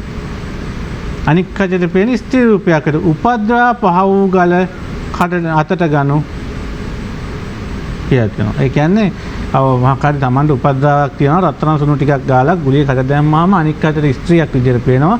ඒ ආර තියෙන ඒ බලපෑම අඩු වුණාට පස්සේ ඒක අතට ගත්තට පස්සේ ඒක නැති වෙලා යනවා. ඇඟ ඒස බඳු සියලු දේට යහපති ආයු වඩත් අසුරන් පැරඳවීමට දක්ෂ වේ සියලු දේට යහපති රසගුලියයි මේක. අනික සතියක් ඉස්සෝදානා පිරිවැටෙන්ද රසදිය පළඹක් සුද්ධ කොටගෙන රත්තරන් කලඳයි රිදී කලඳයි මේ හැම එලවරා යුසින් අඹරා එල කටුරු යුසින් අඹරා එලබට යුසින් අඹරා දමුණු පට යුසින් අඹරා ගුලි වූ කල ඉස බැඳ යනු රජුන් භූති වේ. ඒ කියන්නේ රාජ ප්‍රසාදයට ලක් වෙනවා. ඒ කියන්නේ ඕන දැන් රජවරු නැති වුණත් යන තැන්වල අපිට මිනිස්සුන්ගේ ප්‍රසාදය ඇති වෙනවා. වස්තු ලැබේ. ඒ කියන්නේ අපට ධන දාන්නේ මිල මුදල් යාන වාහන වතු පිටි ඉඩකඩම් ගේ දොර ලැබෙනවා. යහපති රසගුලිය. ඒකේ ඇත්තට ලොකුවට විග්‍රහයක් නැහැ. ඒ කියන්නේ දැන් මම ඉස්සෙල්ලා කිව්වා වගේ දැන් එතකොට මේ අපිට මේ අධ්‍යාත්මය දියුණු කිරීම තුළිනොත් ශක්තිය ලබා ගන්න පුළුවන්. ඒ වගේම භෞතික විදිහටත් භෞතික දේවල් උපයෝග කරන මේක අධ්‍යාත්මය දියුණු කරපු උදවිය විසින් තමයි මේ භෞතික දේවල් උපයෝග කරන අනික් කට්ටියටද මේ දැකීමේ කිරීමේ පහසුතක තමයි මේ විදිහට ඔසු වර්ග නිෂ්පාදනය කළා තියෙන්නේ. හරි. එතකොට අපි ආයිත් දැන් කියන්නේ මම කියන්නේ දැන් මෙතෙන්දී අපි දැන් මේ යන්නේ අපේ වැඩසටහනේ රාවණ සොයානේ. එහෙමයි. රාවණ තාක්ෂණය සොයාන යන්නේ මේ මහා රාවණයන්ගේ වටපිටාව සොයා ගැනීම උදෙසානේ මේ අපි පිටත් වෙලා තියෙන්නේ. එහෙමනම් අපි යලිදු අපි යන්න ඕනේ ධානය තුලින් භාවනාව තුලින් මේක කොහොමද යලිදු ගවේෂණය කරන්න කියන එක තමයි අපි හිතා මේ ප්‍රවිෂ්ඨ වෙන්න ඕනේ. එහෙනම් අපි ඇත්තටම දවසකට මං පෙරම මූලික වැඩසටහන් වලදී මං ආපු මම සූර්ය භාවනාව ගැන විස්තර කළා. කොහොමද චක්‍ර අවදි කරගන්න භාවනාවල් පිළිබඳව විග්‍රහ කළා. අපේ සියත වෙබ්සයිට් එකට මේ අපේ YouTube channel එක හරහා ඒවා බලන්න පුළුවන්. ඒ වගේම අනික් ආපු විද්වතුනුත් කොහොමද හෙළිය ආධ්‍යාත්මික ශක්තිය දිනු කරගත්තේ කියන එක ගැන විග්‍රහයක් කළා. අපි ආයි නැවත මේවා කියන එකේ තේරුමක් නැහැ. ඒ නිසා වහ අපට යහපත් සමාජයක් පරිසරය සුරකමින් අපට දියුණු වීමට අවශ්‍ය නම් අපි රාවණ යුගයට නැවත යා යුතුයි. පරිසරය විනාශ කරගෙන දියුණුව නම් මේක good මේක හොඳයි. හරි. අද අපිට අපි යන මෝටර රථයේ මීටර් 100ක් කියොත් එයින් පිට වෙන දුම් ටිකෙන් පරිසර දූෂණය කොච්චරද කියන්නේ? අනිවාර්යෙන්. එතකොට අද අපි මේ කරන හැම පාවිච්චි කරන හැම මෙවලකම මේ පොතේ එළියට දැම්මොත් මේකේ තියෙන ඉටිකොලේ අපිට මේක දිරන්නේ නැහනේ. එතකොට මේකෙන් මම කරන්නේ පරිසර දූෂණයන්නේ. මේක හදහු මිනිහත් පරිසර දූෂණයක් කළා, ගත්තු මමත් පරිසර දූෂණයක් කළා, විසිකරන මමත් පරිසර දූෂණයක්. විසිකරන මෙන කෙනෙක් විසිකරත් මේක පරිසර දූෂණයක් වෙනවා. ඊළඟට මේ පරිසරයේ ජීවත් වෙන මිනිස්සු අවුරුදු 100 ගණනාවක් මේ වෙනුවෙන් දුක් විඳිනවා. හරි. ඒ මිනිස්සුන්ට ක්‍රමවේද සකස් කරන්න දෙනවා. මේක දිරව ගන්න හා මේක විනාශ කර ගන්න ක්‍රමවේද සකස් කරන්න දෙනවා. නමුත් රාවණ යුගයේ ඉඳලා මේ අපේ අධිරාජ්‍යවාදීන් අපේ රට ආක්‍රමණය කිරීමට ප්‍රථම වෙනකල්ම 1818 1815 වෙනකල්ම අපි හිටියේ මේ තාක්ෂණය තුල. එදා අපේ මිනිස්සු ඒ තාක්ෂණයෙන් වැඩ ගත්තා. රාහුල හාමුදුරුව ගැන කතා ටික හොයලා බලන්න නිකන් උන්වහන්සේ ගෝණින් ගියේ නැති එක විතරයි කරලා නැත්තේ. බැරුව කරන්නේ වැඩක් නැති හින්දා වෙන්නේ. හරි. එතකොට අපේ මෑත කාලේ ඉතිහාසය ගත්තොත් 1940 ගණන් වල කොණ්ඩඤ්ඤ හාමුදුරුව කොච්චර වැඩ කළාද? ඒ කියන්නේ දැන් වෙලා තියෙන අපි නවීන විද්‍යාවේ අතරමං වෙලා අපේ තිබුණු විද්‍යාවට ගරහන කාලයක් මේ වෙලා තියෙන්නේ. ආධ්‍යාත්මික විද්‍යාවට ගරහන කාලයක් ඇවිල්ලා තියෙනවා. අපි නවීන විද්‍යාව අතහැර යුතුයි කියන සංකල්පේ මම නෑ. නමුත් අපේ තිබුණු පෙර විද්‍යාව අපි නවීන විද්‍යාව හඹාගෙන යා යුතුයි. එතකොට අපිට පුළුවන් මේ පරිසරයේද සුරකිමින් අපිට දැන් රාවණා කාලයේදී ගුවන් යානා තාක්ෂණයක් තිබුණා, උමන් තාක්ෂණයක් තිබුණා, ගොඩනැගිලි තට්ටු ගොඩනැගිලි තිබුණා, ඒවට නගින්න කරකටක යන්ත්‍ර තිබුණා. කරකටක යන්ත්‍ර කියන්නේ ලිෆ්ට් එකක් තිබුණා. ඔවිට වැඩිය මොකද්ද මහත්තයා මේ ප්‍රාර්ථනා කරන දියුණුව? දැන් කරකටක යන්ත්‍රය මේ පාවිච්චි කළා කියලා පරිසර හානියක් උනේ නෑනේ. එදා අද මේ ගොඩනැගිල්ල කැඩුවොත් එහෙම කොන්ක්‍රීට් ටික ගිහිල්ලා දාගන්න අපිට කොහෙද දාන්න තියෙන්නේ කියන්නකෝ. ඒවා දිරන්නේ කවද්ද කියන්නකෝ. නමුත් ඒ කාලේ ගොඩනැගිලි අද අපිට දකින්නවත් නැහැනේ. නමුත් මහා විශාල ප්‍රාසාදනේ තිබුණේ ඒ කාලේ. ඒ කියන්නේ ඒවා හැදුවේ පරිසරයට අනුගත වෙන විදිහට. රාවණායේ කාලේ අපේ අනුරාධපුර රාජධානිය වුණත් ගල් කණුවක් කියන එක පරිසරයට බාධාවක් නෙවෙයිනේ ඒක. පරිසරය විනාශ වෙන්නේ නැහැ නේද? පොළොවටම බැඳිච්ච දේවල්. පොළොව හා අපේ පරිසරයේ තියෙන જાති නෙමේ තියෙන්නේ. අද කොන්ක්‍රීට් කිව්වහම මේක පරිසරයේ කොහෙත්ම ගැලපෙන්නේ නැහැ නේක. එතකොට මේ විදිහට ගත්තාම අද අපි ඉන්නේ නවීන විද්‍යාව තුළ ගිහිල්ලා අපි විශාල අතරමං වීමක වෙලා තියෙන්නේ. එහෙනම් අපිට ඒ අතරමං වීම තුළ තමයි මේ වෛරස් කාණ්ඩ ඇවිල්ලා දැන් අපිව විනාශ කරන්නේ. නමුත් අසංග මහත්තයා විශ්වාස කරන්නේ අපට ඔය වෛරස් අලුත් ඒවා නෙවෙයි. ඒ කායින්ද මේ වෛරස් ටික තිබ්බා. විශාලා මහනුවරට ආවේ මේ වගේ වසංගතයක්. බුදුරජාණන් වහන්සේ රතන සූත්‍රය දේශනා කළා හමාර කළේ මේ වගේ විශාල වසංගතයක්. අද කාලේ රතන සූත්‍රයේ කිව්වා කියලා මේ වසංගතය විනාශ වෙන්නේ නැත්තේ හේතුව මොකද දන්නවද අසංග මහත්තයා? එදා රතන සූත්‍රයේ කිව්වේ බුදුරජාණන් වහන්සේ සහ මහරහතන් වහන්සේලා. ඔවුන්ගේ ආධ්‍යාත්මික බලය ශක්තිය හරි දියුණුයි. ඔවුන්ගේ ප්‍රතිපත්ති හරි පූර්ණකයි. ඔවුන් රහසින්වත් පව් නොකළසේක. හරි. එදා හිටපු භික්ෂූන් වහන්සේලා කියන කොටස එහෙමයි. රහසින්වත් පව් නොකළසේක. ඔවුන් සිවි පිළියාපත් හෝ එහෙම නැත්නම් ධානා මාර්ගයට හෝ සෝවාන් හෝ වෙච්ච බහුතර අපේ භික්ෂූන් වහන්සේලා වැඩ සිටියේ. එහෙම නැත්නම් සාමාන්‍ය කෙනෙක් වුණත් රහසින්වත් පව් නොකරන්න අධිෂ්ඨාන කරගත්තු පුද්ගලයෝ. නමුත් අද අපි රතන සූත්‍රය කියනකොට අපි මේ ඉන්නේ විකාර වූ බුදුහාමුදුරන්ගේ රතන සූත්‍රයේ පොතේ තිබුණාට මේ කියන පුජ්‍යලෝ අපි ගාව ඒ ආධ්‍යාත්මික ශක්තිය ගොඩනගා නැහැ. එහෙනම් මේකෙන් 100% අද ප්‍රතිඵල ගන්න බැරි වෙලා තියෙන්නේ ඒකයි. අපේ බුදුහාමුදුරන්ගේ අඩුපාඩුවක් නෙවෙයිද ඉන්නේ වෙලා තියෙන්නේ. අපේ ප්‍රශ්නයක් මේ තියෙන්නේ. මේ වෛරස් වලට මුහුණ දෙන්න බැරි මේ දින අපේ ආධ්‍යාත්මය පිළිබඳ ප්‍රශ්නයක් මෙතන තියෙන්නේ. ඒක නිසා ලෝකේ අපිට කොරන්ටයින් පිළිබඳව සෞඛ්‍යවත් නිලධාරීතුමනි කොරන්ටයින් පිළිබඳව අපි විතර ලෝකේ දන්න જાතියක් හෙළයෝ විතර ලෝකේ කවුරුවක්වත් නැහැ දෙයනේ. දැන් මම බැලුවා අපේ ගමේ දෙන්නෙකුට කොරෝනා හැදලා තිබුණා. ඔව්. ඒ වෙලාවේදී ඒක නෑ මේ අරන් ගියාට පස්සේ මිනිස්සු ඔක්කොම ඇත්තටම ගෙවල් වල කොරන්ටයින් වෙලා. මිනිස්සු එළියට බැස්සේ නෑ. 110ක් විතර මේ කියන දේවල් අහන්න නැතුව ආන අරන් එහාට මෙහාට යනවා. බොහෝ කෙනෙක් බොහෝ කට්ටිය කසාය තම්බලා බිව්වා, දුම් ඇල්ලුවා, වාෂ්ප ඇල්ලුවා, කසාය තම්බලා බිව්වා. වෙද මහත්තුරු Facebook වලත් කසාය වට්ටු දානවා, මමත් කසාය වට්ටුවක් දානවා ප්‍රතිශක්තිකරණය වර්ධනය වෙන්න. මේ වගේ තව වෙද මහත්තු දානවා. ඒවා මිනිස්සු ග්‍රහණය කරගත්තා. අපේ ගම වෙන කාටවත් හැදුන්නේ නැහැ. තව වෙනකල් නැහැ. හරි? ඒ කියන්නේ ඒක තමයි හෝම් ක්වොරන්ටයින් එකේ උපරිම අවස්ථාව. ඒ මිනිස්සු කසාය පැකට් ගෙනහිල්ලා කඩවල වල තියෙන කසාය පැකට් පවා ගිහිල්ලා තම්බලා බිව්වා. තම්බලා බීලා ඒකට ප්‍රතිශක්තිකරණය ඇති කරගත්තා. එතනින් ඒ රෝගේ ඉවර වෙලා ගියා ඒ වසංගතේ. අනික වසංගතයට ක්වොරන්ටයින් එකට අපි දන්නවාද පෙපොලේ හැදුනම මහත්තයෝ අපේ ගෙදර යා වෙනම කාමරයක තියලා යාට සත්කාරයන් කළා. ඒවට විතරම වැසිකිලියක් හදලා දීලා ගෙදර වැසිකිලි එකයි නම් තියෙන වලකක් කුස්සියක්වත් යා වෙනුවෙන් හදලා දීලා එයාත් එක්ක තියෙන ගනුදෙනු අතේ දුරින් තියාගෙන මේවා අපේ සමාජය තුළ තිබිච්ච ඒවානේ. අද මෙතුමා ගිහිල්ලා නිරෝධායනය කළ නිවසේ කියලා ගහනවා වගේ තමයි එදා ගමේ ගෙදරම මිනිස්සයා ගිහිල්ලා කොහොම බත්තක් හරියම බත්තක් හරියල්ලුවේ. අපි නිරෝධායනය වෙලා ඉන්නේ. අපි ඒක හිතන්න ගන්න එපා කියලා. හලා ඒ ලෙඩාට පුදුම විදිහට සැලකුවානේ. ඒ ලෙඩාව කොහොම කළේ නැහැ. ඔබට කියන්න මේ පහුගිය කොරෝනා රැල්ල වෙලාවේ පළමු රැල්ල වෙලාවේ කොළඹ අවට සම්පූර්ණයෙන්ම වහලා තිබ්බ රට. කොළඹවට අපි දැක්ක සමහර මේ එදිනෙදා සල්ලි හොයාගෙන ජීවත් වෙච්ච මිනිස්සු කොහොඹ අත්ත කඩලා රුපියල් 3-400ට ගිහිල්ලා ලොකු ගෙවල් වලට විකුණනවා. අනිවාර්යයෙන්. ඒ කොහොඹ අතු කෑල්ලත් මිනිස්සු සල්ලි දීලා ගන්න මට්ටමක හිටියා. ඒ අපේ පාරම්පරික දැනුම මේ මිනිස්සුගේ විඥානය ඇතුලේ තියෙන නිසා. කොරන්ටයින් කියන සංකේතය මේ මිනිස්සු අතර තියෙනවා.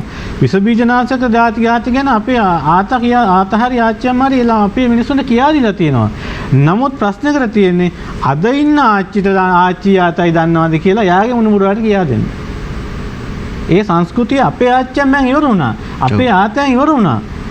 දැන් අපි ආතලා ආච්චිලා වෙන කාලේ ඉන්න පරම්පරාව ඒගොල්ලෝ දන්නේ Facebook යන්නයි මේ පුත්‍රියට කියලා වට්ටික් ගේන්නයි මොනවා හරි දාලා තෙල් ටිකක් දාලා තම්බල කණ්ඩායි විතරයි දන්නේ. ඒගොල්ලෝ තව ටිකක් කලනකොට ආත්තවත් දැකපු නැති ආතලා ආච්චිලා තමයි ඉන්නේ. ඔව්. ඊට පස්සේ දැන් පරම්පරාවට එන ආච්චි අම්මලා අර සුන්දර ආච්චි අම්මලා නෙවෙයි හම්බෙන්නේ ඒගොල්ලන්ට. අපි හිතියේ සුන්දර ආච්චි අම්මලා ගාව. දැන් රූපෙන් විතරයි සුන්දර. රූපයක් දැන් පාට ගාලා අන්තිමනකොට රූපේ ගන්න දෙයක් නැහැ. ඉස්සර නම් වයසක කෙනෙක් හරි ලස්සනයි. හරිම ලස්සනයි. හරිම ප්‍රභාවයි. ඉස්සර අපේ ආතල ආච්චි අම්මලා හරි ප්‍රභාවයි. ඒ කාලේ නිකම් ආච්චි අම්මලා නෙවෙයි හිටියේ නිකන් සුදු ආච්චි අම්මලා හිටියේ ඔක්කොම සුදු ආච්චිලා සුදුයි. හරි ලස්සනයි. ඒගොල්ලෝ වයසට යන්න අර කියන්නේ පැසුණු පිසින් බුහුමන් ලබව කිව්වේ ඒකනේ. හිස පැහැනවා නම් ඒකත් ලොකු ගෞරවයක්. දැන් කොහෙද ආච්චි අම්මලා කොහොමද දැන් ඉන්න ආච්චි අම්මලා කොණ්ඩේයි ගලන තියෙන්නේ. ඉතින් මුණුබුරා එතකොට මේ දැනුම ඔතනින් ඉවරයි. ඔතනින් ගලාගෙන යාමක් වෙන්නේ නැහැ. ඇත්තටම මේක මාතෘකාවෙන් පිට යනවනේ. නමුත් මේ කොණ්ඩේ පාට කිරීමත් එක්ක ඒවැය තියෙන සැර මූණට වැටුලාම මූණේ තියෙන ප්‍රසන්න බව අනිවාර්යෙන් නැති වෙනවා. යා අන්තිමේ විරූපී පුද්ගලෙක් බවට පත් වෙනවා. ඩයි කියන්නේ අන්තිම විසම જાතිය. ඒකෙත් සමහර අපේ ප්‍රසිද්ධ කට්ටියත් මේ ඩයි නිසා ජීවිතක්ෂයටත් පත් වුණා. ඔව්. ඒවා ඉතින් ඇඟට යනවා මේ ලේ ධාතු විනාශ වෙනවා. ඉතින් මූණ විතර නෙවෙයි මහත්තයා ඊට පස්සේ පිළිකා. අද පිළිකා බහුල වෙලා තියෙන්නේ මේවා මේ හේතු නිසා. ඉතින් පැහුණු සිතින් හිසින් බුහුමන් ලබව කියන එක තමයි මේ වෙලාවේ ප්‍රායෝගික වෙන්නේ. අපි වයසට යන්න අපි ආධ්‍යාත්මිකව යන්න ඕනේ. භාවනාවට වැඩි කාලයක් යොදවන්න ඕනේ. හරි? අපි ධර්මයේ අහදැන ගන්න ඕනේ. ඒවා විග්‍රහ කරගන්න බ්‍රාහ්මණ ධර්මයේ තියෙනවා වානපස්ත ගෘහස්ත වානපස්ත අන්තිමනම තියෙන්නේ. ළමා කාලේ තරුණ කාලේ ඊට පස්සේ බ්‍රාහ්මණයන්ගේ තියෙන ගන අන්තිම කාලේ තියෙන සන්‍යාසී වානපස්ත. ඒ කියන්නේ යා ආධ්‍යාත්මික ජීවිතේ 100% ඇතුළත් වෙලා ඔහු ගිහි අතහැර කැලේට යයි වයසටම යනකොට. කියන්නේ ඊළඟ භවයේ සුගතිමත් කරගන්න. ඉතින් ඒක නිසා අපි වහවහ දැන් අපි වයසට යන දැනට ආච්චි අම්මලා වෙන්න ඉන්න ආතල වෙන්න ඉන්න කච්චිය අපි පෙර ආච්චි අම්මලාගෙන් ආදර්ශ ගන්න ඕනේ. අපේ මේ සාම්ප්‍රදායික දැනුම අපි සංරක්ෂණය කරලා ඉදිරි පරම්පරාවට දෙන්න ඕනේ. ඒකයි වගකීම. මේ හෙළ තාක්ෂණය ගමේ තියෙන දේවල් ආහාර රටාව අපේ තිබුණු සංස්කෘතික දේවල් අපි සංරක්ෂණය කරලා ඉදිරි පරම්පරාවට දෙන්න ඕනේ. ඒ එක්කම තමනුත් ආධ්‍යාත්මික බණ භාවනා කරන්න පටන් ගන්න ඕනේ. ධර්මයේ තේරුම් ගන්න ඕනේ. විදර්ශනා භාවනා වඩන්න පටන් ගන්න ඕනේ. එතකොට තමයි අපට ඊළඟ භවයේ සුගතියක් හෝ පුළුවන් තරම් උත්සාහ කරන්න ඕනේ මේ භවය මෙතනින් නතර කරගන්න. හරි? මේ භවය මෙතනින් නතර කරගන්න උත්සාහ කරන්න ඕනේ. නතර කරගන්න බැරි වුණොත් අඩුම තරමේ ඊළඟ භවයේ සුගතියකට කරා යන්න හරි අපි වයසම මේක පටන් ගන්න ඕනේ වයස මුල ඉඳලා. එහෙම. පටන් ගන්න බැරි වුණා නම් වයස මැද ඉඳලා හරි පටන් ගන්න. බැරි වුණා නම් දැන් අග ඉඳලා හරි පටන් ගන්න. දැන් ඉඳලා පටන් ගන්න. දැන් ඉඳලා පටන් ගන්න. පටන් අරගෙන මේ ආධ්‍යාත්මික ශක්තිය දිනු කරගන්න. මේ ආධ්‍යාත්මික ශක්තිය තුලින් අපට පුළුවන් වෙනවා මෙලව පරලව කියන දෙකම දිනා ගන්න. ආධ්‍යාත්මික ශක්තිය වර්ධනය කරන පුද්ගලයාගේ ස්වරූපේ හරි ලස්සනයි. ලස්සන කියන්නේ ප්‍රියමනාපයි කියන එක.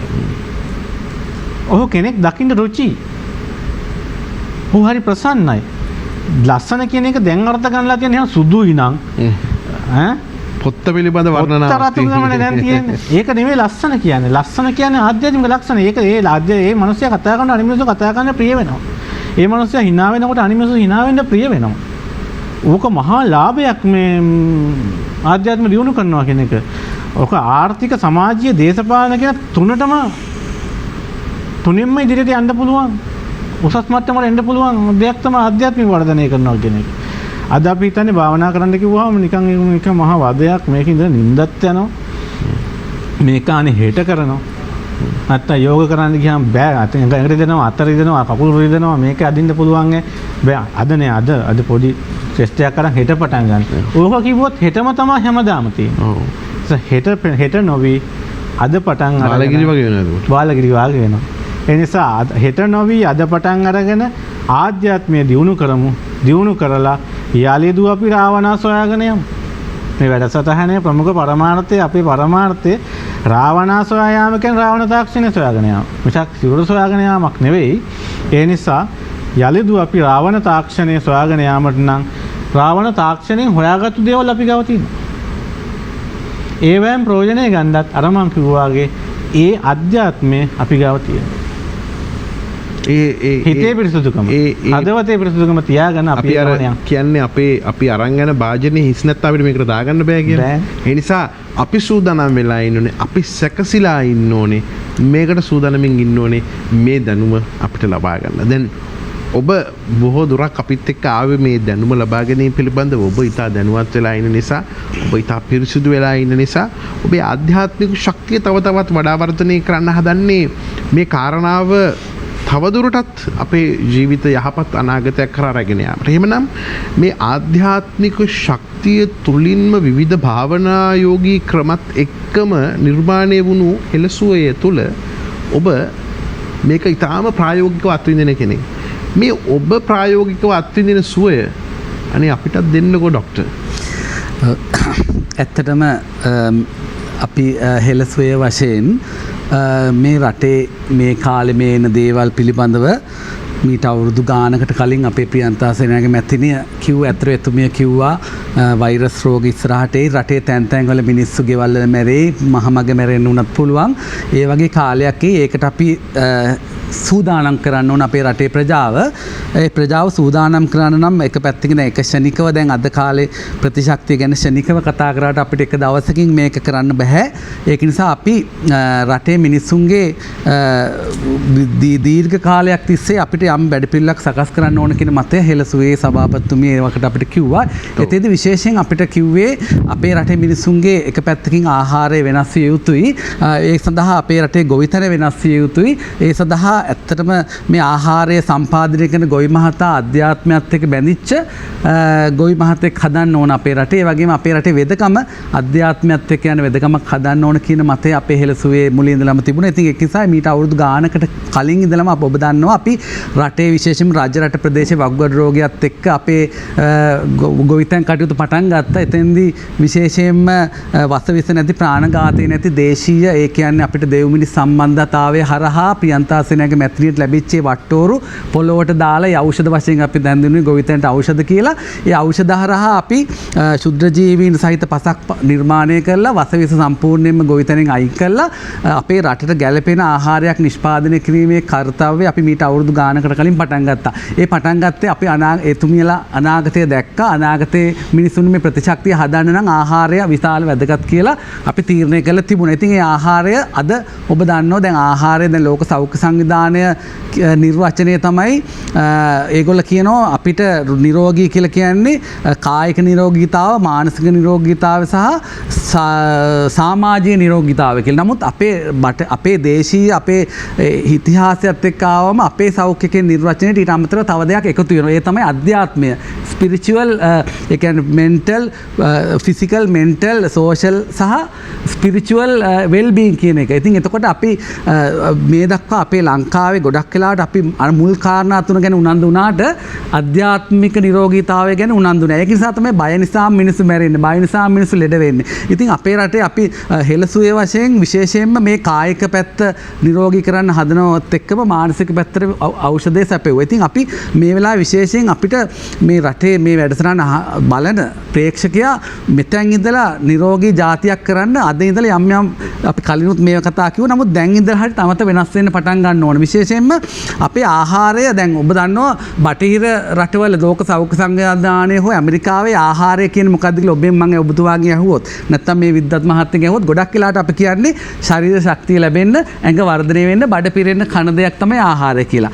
අපි ගොඩක් ඉඳලා කියන්නේ නමුත් මෙතුමල නෙමෙයි මම කියන්නේ පොදුවේ ජනතාව කියන්නේ ඒක. නමුත් අපි බෞද්ධ දර්ශනයත් එක්ක බුදුදහමත් එක්ක අධ්‍යාත්මයත් එක්ක අපේ ආහාරය කියලා කියන්නේ ඒකේ කාරණා පහක් සම්පූර්ණ වෙනවා. ඒ කියන්නේ ආයු, බල, වර්ණ, සැප, ප්‍රඥා ආයු බල සැප වර්ණ ප්‍රඥා. ඒ කියන්නේ මේකේ ලෞකික ලෝකෝත්තර දෙකත් එක්කම සම්බන්ධ වෙච්ච කොටසක් තමයි ආහාරය. කියන්නේ අපි සාමින්වහන්සේ කෙනෙකුට දානයක් පිළිගන්නනකොට අපේ අදිෂ්ඨානය තමයි මේ දාන වස්තුව නිසා මේ සාමින්වහන්සේගේ රූපකාය නිරෝගී වෙලා උන්වහන්සේට පාරමී දම් පුරාගෙන කෙලෙස් ප්‍රහීන කරගෙන නිර්වාණ අවබෝධය දක්වා යන්න මේ දාන වස්තුව උපනිෂ්ඨ වෙන්නේ කියලා අපි අදිෂ්ඨානයක් තියන්න ඕන දානයක් දෙනකොට. ඒ වගේ මේ දාණය මගේ නිර්වාණ බෝධිය සඳහා දාන පාරමිතාව සම්පූර්ණ වෙන්න කියලා අදිෂ්ඨානයක් තියෙනවා. එතකොට අපේ ආහාරය කෙනෙක් කොච්චර උතුම් විදිහට සැලකුවද? ඒ කියන්නේ ආහාරයේ ලෞකික කොටස වගේම ලෝකෝත්තර පැත්ත. දැන් අද සාමින් අපි දානයක් දෙනකොට අපි හිතන්නේ මේක දිවේ මේ අඟල් 4 තෘප්තිමත් වෙන දේ පමණයි නේ. දානයක් දෙනකොට සාමින්වහන්සේලා නිරෝගී වෙන්න නම් උන්වහන්සේලාට මේ උන්වහන්සේලාගේ ධාතු අසමතුලිතතාව තුලිතාවේ නැති වෙලා ධාතු සමතුලිත වෙලා උන්වහන්සේලාට බෝවන රෝග බෝනෝන් රෝග ඇති නොවන ආකාරයේ දානයක් අපි දෙන්න ඕනේ. ඉතින් අද ඉතිහාසයේ අපේ මේ දේවල් තිබුණා. නමුත් අද අපි මේ දේවල් සියල්ල වෙනස් කළා. දානයක් දෙනකොට අපි නිකම්ම අදිෂ්ඨානයක් නැහැ, සත්‍ය නැහැ, අනිර්වාණය පිළිබඳ අදිෂ්ඨානයක් නැතුව අපි ඒ කටයුතු කරන්නේ. ඉතින් හෙළසුවේ අපි මේ මතය මේ පණිවිඩය ගොඩාක් දුරට අපේ ආහාරය තුලින් ඒ වගේම අපේ අධ්‍යාත්මය තුලින් මේවා බල ගන්නන ආකාරය විශේෂයෙන් අපේ රටේ ප්‍රධාන දේ තමයි ඔබ දන්නවා රටට ආහාර ගෙන්නනවා බිලියන 500ක් විතර වාර්ෂිකව ආහාර ගෙන්නනවා බිලියන 500ක්. ඒතර කෘෂි රසායන ද්‍රව්‍ය ගේනවා බිලියන 200කට ආසන්න ප්‍රමාණයක්. ඊට පස්සේ ඖෂධ ගේනවා. දැන් මේවා කාලා වස කාලා වසවලින් හැදෙන ලෙඩ සඳහා ඖෂධ වශයෙන් අපිට ගේන බටහිර ඖෂධ වශයෙන් බිලියන 200කට ආසන්න මුදලක් වැය කරනවා. ඉතින් මේ රටක් තියෙයිද? ඉතින් අපේ හෙළසුවේ ප්‍රියන්තා සේනාගේ මැතිණිය අපිට කිව්වේ මේ උන්වහන්සේ එතුමිය ඒ කිව්ව දේ තමයි බුද්ධ ශාසන 100ක් දැක්කත් බැලුවත් මේ රට මෙච්චර ප්‍රඥාව මෝඩ නැති දැනුම අඩු ප්‍රඥාවෙන් මොට වෙච්ච જાතියක් මේ රටේ ඉඳලා නැහැ කියලා එතුමිය එදා කිව්වා. ඒ කියන්නේ ඒ තරම් වස ගහලා වස කනවා අපි නේ. ඒ කියන්නේ ඒ තරම් එහෙම ඒ තත්ත්වෙට පත් වෙලා දැන් අපි පාරක් දිගේ ගියොත් කුඹුරේ හැමතැනම ටැංකිය එල්ලගෙන වස ගහනවා. වස ගහලා ඒ ගෙදර අයත් කන්නේ එක රටටත් දෙන්නේ ඒක. ඉතින් ඒක නිසා අපේ රටේ මිනිස්සු ප්‍රඥාවෙන් තොර જાතියක් බවට පත් වුණා. ඉතින් ඒක නිසා ආහාරය අපි හෙළසුවේ වශයෙන් මුලින්ම මේ ආහාරය වෙනස් කරන්න බැලුවා. ඒතර ආහාරය සඳහා අපි වෙනම හාල් නිෂ්පාදනය කරා. මේ සහල් යම් මුදලක් වැඩි වේ. නමුත් අපි සහල් කිලෝ එකක් කරන් අඩුම ගානේ අඩුවෙන් කෑවත් කමන්නේ වස කන්න නැතුව. ඒ හාලෙන් අපිට අපේ ධාතු සමතුලිත වෙලා අපි නිරෝගී වෙනවා නම්. එතකොට ඒ හාලෙත් විශාල ගුණ ප්‍රමාණයක් තිබුණා. අපි ඊට පස්සේ කැඳ හැදුවා. ඒ හරහා අපිට අවශ්‍ය වුණේ මේ ජාතිය නිරෝගී කළ යම් පණිවිඩයක් දෙන්න. ඒ පණිවිඩය යම් තාක් දුරට සාර්ථක වුණා. ඉතින් අද අපි අද දකින්නේ අපේ ආහාරය අපි ගොඩක් වෙලාට අපි ආහාරය ගන්න ඔබතුමා දරුවට ආහාරයක් දෙනකොට ප්‍රඥාවෙන් ආහාරය තෝරගන්න. මේ ආහාරය නිසා දරුවගේ ආයුෂ අඩු වෙනවද? දරුවගේ බලය අඩු වෙනවද? දරුවගේ සැපය අඩු වෙනවද? දරුවගේ පෙනුම වර්ණය පැහැපත් බව අඩු වෙනවද? මේ ආහාරය නිසා දරුවගේ ප්‍රඥාව මොට වෙනවද? දරුවා නිර්වාණ මාර්ගයෙන් ඈත් වෙනවද කියලා ඔබ කල්පනා කරන්න. මම දරුවට ආහාරයක් තෝරගන්නකොට සමහරට මගේ බිරිඳ එහෙම නොවෙන්න පුළුවන්. සමහරලාට ශනිකව ගේනවා. නමුත් මම ආහාරයක් තෝරගන්නකොට හැමතිස්සෙම එළවලු කඩේට ගියාම හිතනවා මේ ආහාරය නිසා දරුවට යමක් වෙනවා. දරුවට හානියක් වෙයි. දරුවගේ ආයුෂ අඩු වේද? බලය අඩු වේද? සැපය අඩු වේද? දරුවා මේ දිවේ අඟල් 4 පිනවන්න ගිහිල්ලා දරුවා මෙතනින් පල්ලෙහාට ආහාර ගියාට පස්සේ දරුවාගේ ආයුෂ අඩු වේද? දරුවාට කොලෙස්ටරෝල් දියවැඩියාව බෝනෝන් රෝග හැදේ. දරුවාගේ ප්‍රතිශක්තිය පල්ලෙහාට වැටේද? අන්න ඒ දේ අපේ අම්මලා එදා අපේ අම්මලා ආහාරය කැව්වේ පුදුම මෛත්‍රියකින්. එදා කියන්නේ එදා බටහිර අද ඇත්තට අපේ කුස්සියත් වෙනස් වෙලානේ අදනේ. අද බටහිර කුස්සියක්. කුස්සියේ තියෙන මොනවද? ෆ්‍රිජ් එක තියෙනවා, සිංක් එක තියෙනවා, හොදන්න ඕන නිසා ෆ්‍රිජ් එක තියෙනවා, ඩස්බින් එක තියෙනවා. ගේනවා, තම්බනවා, මොනවා හරි කරනවා, අත සෝදනවා, ඩස්බින් එකට ඉතුරු ටික දානවා, කනවා. ඉතින් ඒ ප්‍රඥාව නෙවෙයි මේ ආහාරයෙන් තමයි අපි මේ විනාශ වෙලා තියෙන જાතියක් වශයෙන්. අපේ පැරණි කුස්සිය එහෙම නෙවෙයි. කුස්සියේ මිරිස් ගල තිබුණා, වංගෙඩිය තිබුණා නේ. ඉතින් ඒකත් එක්ක ඒ හැම දෙයක්ම තිබුණේ. ඉතින් එදා අම්මලා ආහාරය දැන් මිරිස් ගලෙන් අඹරනකොට මෛත්‍රිය මේ දරුවන්ට මේ ආහාරය තුලින් දරුවන්ගේ නාමයේ කුසල් ඉස්මතු වෙන්න දරුවන්ගේ රූපේ නිරෝගී වෙන්න කියලා අදිෂ්ඨානයක් තිය අම්මලා මිරිස් ටික අඹරුවේ හොද්ද හැඳි ගෑවේ. ඉතින් අද අම්මලාට ඒක අරුමයක්. අපි මෙහෙම කිව්වට අම්මලාට හිතයි කොහොමද? අද අපේ මං කියන්නේ මම දරුවෙකුට බස් ටිකක් කවනකොට ඒ දරුවට මගේ කොටසක් මෛත්‍රියත් එකතු කරන්න ඕන. මෛත්‍රිය, කරුණා, මුදිතා, උපේක්ෂාව එකතු කරන්න ඕන. මේ ඒකත් එක්ක තමයි මේ බත්කට කවන්න ඕන. එහෙම කවපු ජාතියක් තමයි මේ රටේ හිටියේ. අද වෙනකොට අම්මලා අක්කල බවට පත් වෙලා මෙතුමා කිව්වා වගේ ආච්චි අම්මලා ඇන්ටිලා බවට පත් වෙලා නේ. අම්මලා ආච්චි අම්මා කියලා කියන්න කැමති නෑ. ඒගොල්ලෝ කියන්නේ ඇන්ටිලා කියලා. අම්මලාට ගොඩක් වෙලාට අක්කල වෙලා තියෙනවා. ඉතින් ඒක නිසා මේ රට ආයි ආපස්සට හරවන්න ඕන මෙතුමා කිව්වා වගේ අපි ආපස්සට හරවන්න පටන් ගන්නවා. ඉතින් හෙළසුවේ වශයෙන් අපි අර මං කිව්වා අපි මොනව නිෂ්පාදනය කරත් ඒ නිෂ්පාදනය කරන ඇත්තෝ පංචශීලයේ රකින්න පිරිසක් භාවනා කරන පිරිසක් ඒ ඇත්තෝ ඒ නිෂ්පාදනය පටන් ගත්ත වෙලේ ඉඳලා නිෂ්පාදනය වෙළඳ පොළට යන දක්වාම නිර්වාණ මාර්ගයට අදිෂ්ඨාන තියලා තමන්ගේ අදිෂ්ඨාන පාරමිතාව සත්‍ය පාරමිතාව සම්පූර්ණ කරගෙන වීර්ය පාරමිතාව වඩමින් කරන ව්‍යාපාරයක්. ඒක නිසා මං හිතනවා ඒක ව්‍යාපාරයක් නෙවෙයි. ඒක බොහෝ විට මට අපිට හිතා ගන්න බෑ. අපි මේ වැඩසටහනකට ආවත් ගොඩක් වෙලාවට ඔබ දන්නවා අපි කාර්ය බහුල වුණත් ඔබ මේ වගේ පණිවිඩයක් රටට දෙන්න නම් අපි පැමිණිය යුතුයි. ඒක නිසා අපි දැන් අද මේ දැන් ඇත්තටම ඔබ තව කාරණයක් තමයි අපි මේ වැඩසටහන තුල මම දකින්න දැන් මම පහුගිය අවුරුදු ගානක් හෙළසුවත් එක්ක සම්බන්ධ වෙලා තියෙනවා. මම අද වෙනකොට රාජකාරී ජීවිතේ මං හිතන්නේ ඔබ විශ්වාස කරන එක නේ 2013 මම මුලචීනට පැමිණියේ. අද වෙනකන් නිවාඩු 5ක් නැත්නම් 6ක් කරන් තියෙනවා. මේ අවුරුද්ද එක නිවාඩුවයි ගත්තේ. අපේ ප්‍රියන්තා සේනාගේ මැතිණියගේ අභාවයේ දවසේ නිවාඩුවක් ගත්ත කිසිම නිවාඩුවක් ගන්න. ඒතර ඔබ කල්පනා කරයි මේ අවුරුදු 6-7ක් නිවාඩුවක් නොගෙන කොහොමද මේ කරන්නේ? එහෙම කරන්න එකක් වෙන්න ඕන නිරෝගී වෙන්න ඕන. කරදර අඩු වෙන්න ඕන. බාධා අඩු වෙන්න ඕන. දරුවෝ නිරෝගී වෙන්න ඕන. බිරිඳ නිරෝගී වෙන්න ඕන. පවුල නිරෝගී. නැත්නම් අපිට මේක කරන්න බෑනේ. ඒක නිසා මට හිතෙනවා මේ අධ්‍යාත්මය කියන්නේ එතනයි තියෙන්නේ. ඉතින් අපි මේ කරන කාර්යයට උඩින් නැත් අපිට සහාය දෙනවා. මං හිතන්නේ ඒ වගේම අපේ වැඩ පිළිවෙලට බොහෝ ශක්තියක් අපිට සම්බන්ධ වෙනවා. ඉතින් මං හිතනවා අපිට මේ රට වෙනස් කරන්න දැන් අද අපි පණිවිඩයක් වශයෙන් දෙන්නේ මේ රටේදී මම දෙන පණිවිඩය තමයි ආහාරය අසංග මහත්තයා ආහාරය ප්‍රඥාවෙන් ආහාරය තෝරගන්න ඕන. ඔබත් මමත් අපි සියලු දෙනාම ආහාරය දැකපටියට දැන් පාරේ යනකොට ගර්භණී අබ්බ සමහරට මම දැකලා තිනවා දවසේ කුකුලා නේ අර ගහලා තියෙන හැම ගමකම දැන් දවසේ කුකුලා. ඉතින් ඔතන ඊයෙන් පණේ පිටින් හිටපු එක අද මැරිලා.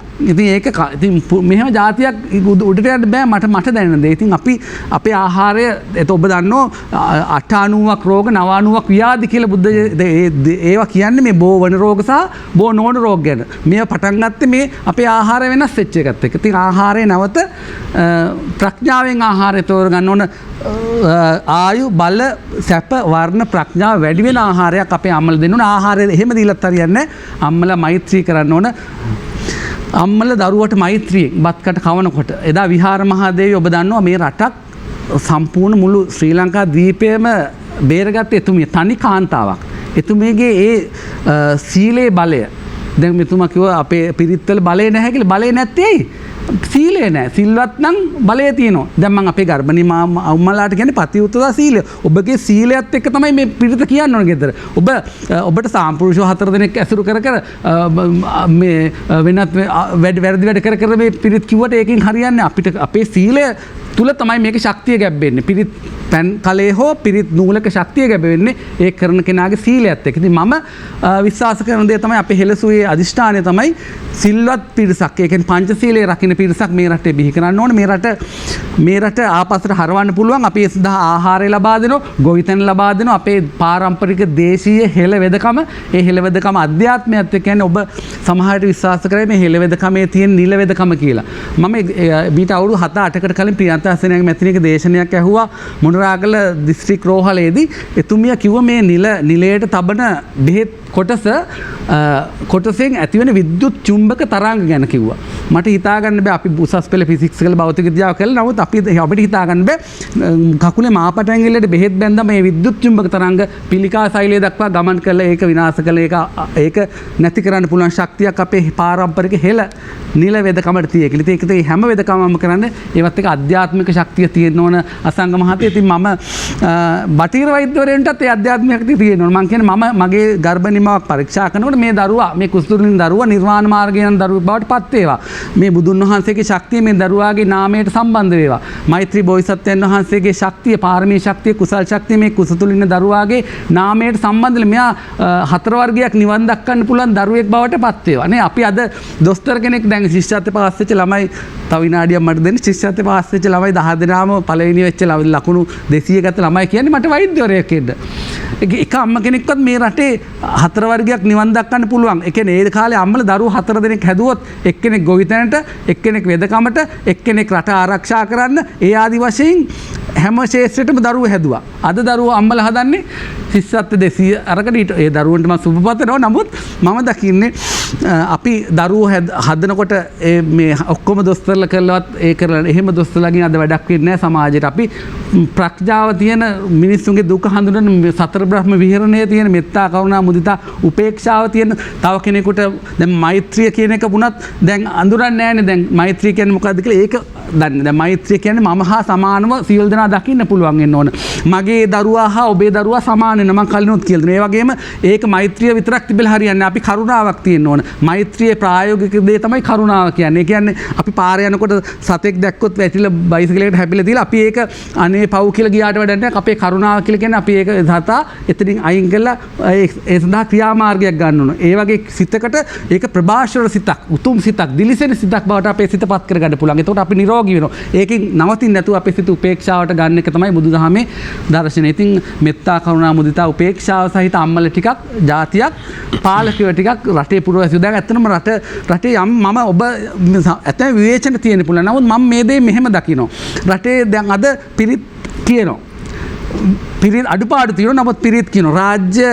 රාජ්‍ය පාලකයෝ, ඒ වගේම අපේ සෞඛ්‍ය අංශයේ ඇත්තෝ, ඒ ඇත්තෝ පිරිත් කියනවා. පිරිත් පැන් කළ හදනවා. පිරිත් පැන් කළ ජලයට මුසු කරනවා. ඒක යම් විවේචන තිබුණාට මම දකින්න දේ තමයි රට යම්කිසි ආධ්‍යාත්මික පැත්තකට යොමු වීමක් තියෙනවා. මොකද මේ අපි යම් පුද්ගලයෙකුට ප්‍රහාරයක් කෙල කරන්නේ නැතුව මම දකින්න දේ තමයි එතන ඒ දේ දකින්න පුළුවන් උත්සාහ ගන්න ඕනේ. මේක අධ්‍යාත්මයයි මේ රටට සම්බන්ධ වෙලා තියෙන්නේ. මේ ව්‍යසනකාරී අවස්ථාවේ රටේ පාලක පාලිස් දෙපක්ෂයම දැන් අධ්‍යාත්මය කරේ යොමු වෙලා තියෙනවා. ඕන් පිරිත් පැන් කළ හදනවා. පිරිත් පැන් ජලයට මුදා හරිනවා. ඒව මම ධනාත්මකව දකිනවා. සමහර කෙනෙක් Facebook කරා විවේචන තියෙන්න පුළුවන්. නමුත් මම දකින්නේ රටේ ඉහළින්ද පහළ දක්වා අද යම් කිසි ධනාත්මක පැත්තක් තියෙනවා. අධ්‍යාත්මයට යොමු වෙලා තියෙනවා.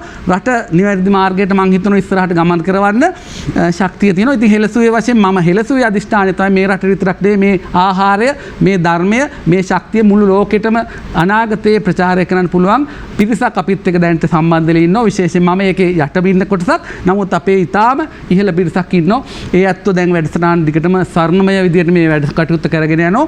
ඉතින් ඒකට අර අපි අනිත්‍යයෙන් සංසන්දනය කිරීමේදී අපේ තියෙන විශේෂයෙන්ම අධ්‍යාත්මයත් එක්ක යන ගමනක් නිසා ඒක ස්ථාවරයි, තිරසාරයි කියලා මම විශ්වාස කරනවා. ඉතින් ඒ ගමනට ලංකාවේ සියලු පුරවැසියන්ට ආරාධනා කරනවා නිරාමිසව කිසිම ලෞකික බලාපොරොත්තුවක් නැතුව එකම අධිෂ්ඨානයේ නිර්වාණය පමණයි. ඒ වෙනුවෙන් අපි මේ කරන කාර්යයට සියලු ජනයා, සියලු මාධ්‍ය, සියලු ඔබතුමාලා සියලු දෙනාම සම්බන්ධ වෙන කියලා ගෞරවයෙන් ඉල්ලා සිටිනවා. හොඳයි, බොහොම හොඳ පැහැදිලි කිරීමක් තිබුණා එතුමන්ගේ වෛද්‍යතුමන්ගේ. දැන් නිර්මාංශ ආහාර රටාව සහ මේ පෝෂණීය ආහාර, මේ කාය ශක්තිය වැඩි දියුණු කර ගැනීම. අද අපි දකින්න ඕනේ තරම් වස විස නැති ආහාර තියෙනවා. වෙළඳ පොලේ ඕනේ තරම් තියෙනවා. හැබැයි අපි තෝරාගත යුත්තේ මොන විදිහේ ආහාරද, මොන විදිහටද අපි මේක තෝරා බේරා ගන්න ඕනේ කියන්න ටෝනි ජයවර්ධන මහත්මයා මේ පිළිබඳව. ඔසක මේක ඉතාම වැදගත් බලන් ඉන්න කට්ටියට විශේෂයෙන් වෙළඳපොලේ බඩු තෝරන කට්ටිය ඕනම කෙනෙක් අම්මව තාත්තා කඩෙන් බඩු ගන්නකොට හිතාම වගකීමෙන් වැඩ කරන්න දැන්. පැකට් කෑම ගැනීම තහනම්. හේතුව තමයි පැකට් කරපු කෑමක් කනවා කියන්නේ කවුරු හරි ජාන විකෘති කරපු කෑමක් තමයි පැකට් කෑම කියන්නේ. අපේ මිනිස්සුෙකුට තීරණය කරන්න බෑ මේ ගෙඩිය කවද්ද මේ නරක වෙන්නේ, මේ ඇටේ කවද්ද නරක වෙන්නේ කියන එක මිනිස්සුෙකුට එහෙම තීරණය කරන්න බෑ. එහෙනම් මේකට ජාන ගහලා විකෘති කරලා තියෙන්නේ. ජාන විකෘති වෙලා තියෙන ආහාර අපි ගත්තට පස්සේ අපගේ ඇඟේ තියෙන ජානත් වෙනස් වෙන්න ගන්නවා. එතකොට ඒ හරහා අපගේ ලේවල බලය අඩු වෙනවා. මේ ලෝකේ තියෙන අන්තිම සෞතුම කෑම තියෙන්නේ අපේ ලංකාවේ. ඉතින් වසවිස වැඩිපුරම ගහන කෑම තියෙන්නේ අපේ ලංකාවේ. ෆාමසි වැඩිපුරම තියෙන්නේ ලංකාවේ. ඒත් අපේ ලංකාවේ තමයි ශක්තිවන්තයෝම තාම ඉන්නේ. ඒකට හේතුව තමයි අපි මේ හෙළ ජානවල තියෙන ශක්තිය. අපි මොනා කෑවත්, අපි පත්‍ර කොළ කෑවත් අපිට මේ ශක්තිය එනවා. හේතුව තමයි අපේ මේ හෙළ ජානවල තාම මේ ශක්තිය රැඳිලා තියෙනවා. හැබැයි 2000න් පස්සේ ඉපදිලා ඉන්න අපගේ තරුණ පොඩි පරම්පරාව ටිකක් මේක හිතන්න වෙනවා. ඒගොල්ලන්ට මේ ශක්තිය නැහැ. මාතනේ. ඉතින් ඒගොල්ලන්ට මේකෙන් වෙන්නේ ලොකු පාඩුවක්. ඒගොල්ලන්ට ළමයි හදන්න ගියාම ඒගොල්ලන්ට මේ අධ්‍යාත්මික ශක්තිය කියන එක තේරෙන්නේ නැහැ. ඉතින් අපි දැනගන්න ඕනේ හරියට ආදර්ශමත් විදිහට ඉන්න. එහෙනම් අපි පැකට් කෑම කනකොට වෙන්නේ මොකද? අර ජාන විකෘති වෙලා ළමයට යනවා.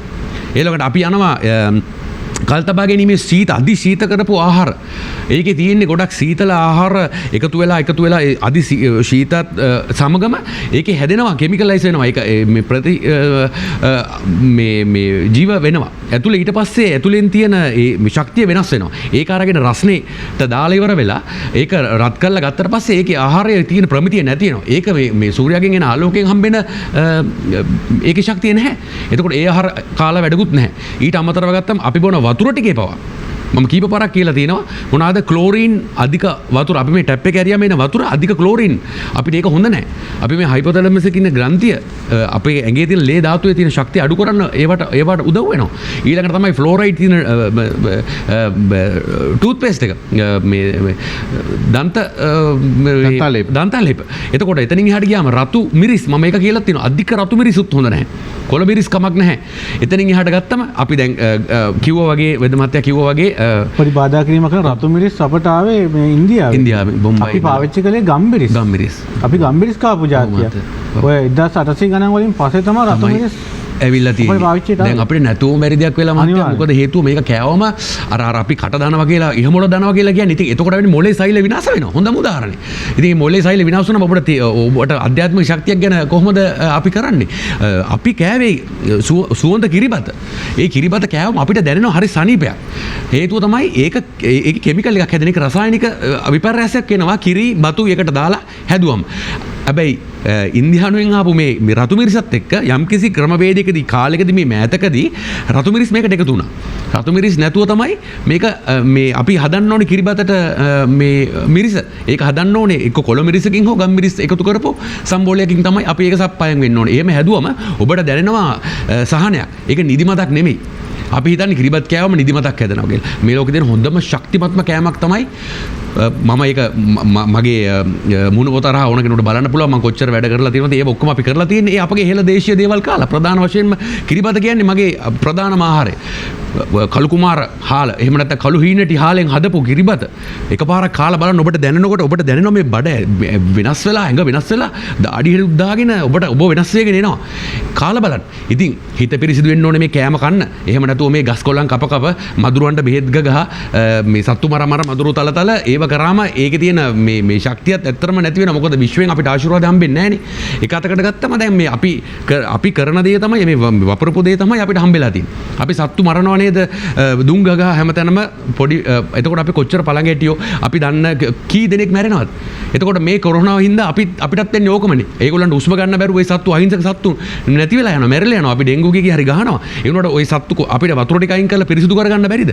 එතකොට ඒ කරන්නේ ඒකට කැරපොත්තෙක් දැක්කම අපි ගිහිල්ලා ටින් එකෙන් විදිනවා ඊළඟට ගිහිල්ලා මදුරුවව තලනවා ඔය ක්‍රමවේදීම තමයි අපිට මේ ආයි කැරකිලා ඉන්නේ ඒ හින්දා අපි ඇතුලෙන් පෝෂණය වෙන්න ඕනේ අපේ මනස පෝෂණය වෙලා තියෙන්න ඕනේ ඉතින් හෙලියෝ කියන්නේ මෝඩයෝ නෙමෙයි අපි හෙලියෝ සිහි බුද්ධිය තියෙන කට්ටිය එහෙටත් නැති මෙහෙටත් නැති කට්ටිය ලංකාවේ එහෙම ඉන්නවනම් ඔබට අනිවාර්යයෙන්ම මේ කාලවකවානුවේදී ඔබ ආධ්‍යාත්මික කියන ශක්තියට අනිවාර්යයෙන්ම පැමිණිය යුතුමයි හොඳින් හෝ නරකින් ඒ සිද්ධ වෙනවමයි ඒ හින්දා ඔබ බුදුදහම සමග නැවත වරක් ඔබගේ ආගම හෝ නැවත සම්බන්ධ වී යුතුමයි එහෙම නැත්නම් මේ කාලෙදී ඔබ හොඳින් බලන්න සීලුම දෙනාන දඬුවම් හිමි වෙන කාලයක් අනිවාර්යෙන් ඒකාන්ත වශයෙන්ම තියෙනවා ඒ ශක්තිය ඒ කළු අඳුර අපිට දැනෙනවා ඒක හින්දා තමයි මිනිසුන්ට දැනුවත් කිරීම සඳහා තමයි මෙතනට වාඩි වෙලා අවුරුද්දක් දෙකක කාලයක් තිස්සේ මෙතනම වාඩි වෙලා මිනිසුන්ට කියන්න ලංකාව වටේ හැමතැනම කියලා මූණ පොත අරහද දකින්න කෙනාටද කියලා මේක වෙන්න මේක කරන්න දුර දකින්නවා අපි රාවණගෙන් දෙයියන්ගෙන් පැවතෙන අපි හෙලෙව් ඉතින් ඒ හින්දා අපි පණිවිඩයක් අරගෙන ඇවිල්ලා තියෙන්නේ අපි දුර දැක්කා අපිට යම්කිසි දෙයක් මේ විශ්වයෙන් දැනුණා ඒ හින්දා තමයි කිව්වේ බලා සූර්යයත් සමග හිටපල්ලා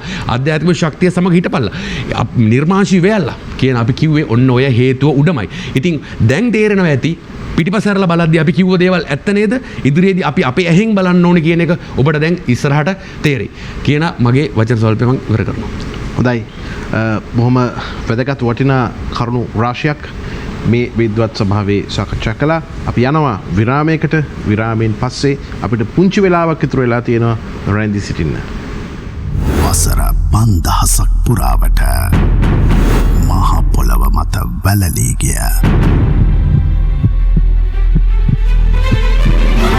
ශ්‍රේෂ්ඨ ශිෂ්ටාචාරයක අභිමානනීය හෙළිදරව්ව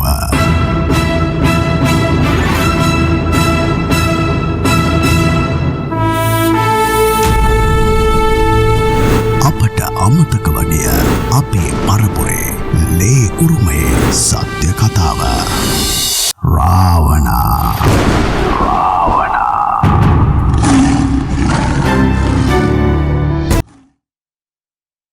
කියන අකුරු ටික ඇහෙද්දී අපිට කිසියම් ශක්තියක්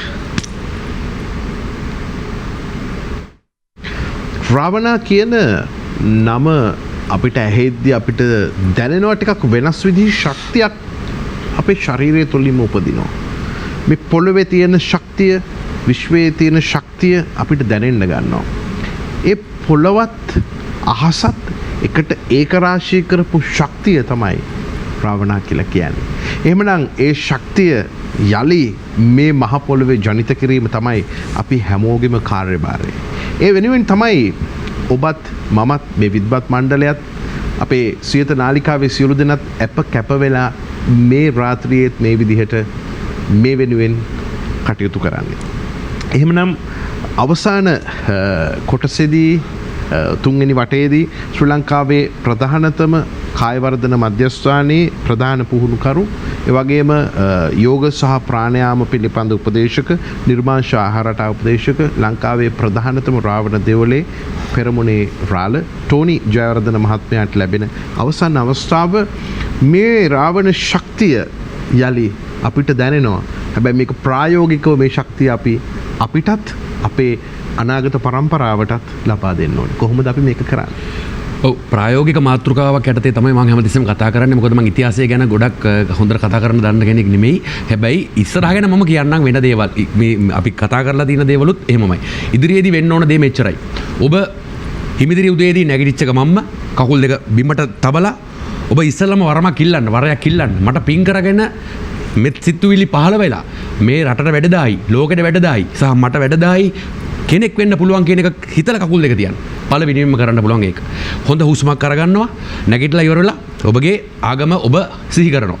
මම නම් බුදුදහමට මගේ ජීවිතය පූජා කරනවා කියලා මම ප්‍රාර්ථනාවක් කරලා තමයි මම ඒ දේ හැමදාම වැඩ පටන් ගන්න. රාවණ දෙවියන් වෙනුවෙන් මගේ ජීවිතය ප්‍රාණය පූජා කර මම මගේ රට ආරක්ෂා කරනවා. මම ඒ වෙනුවෙන් වැඩ කරනවා කියලා හිතලා තමයි මම පළවෙනි හුස්ම ගන්නෙ.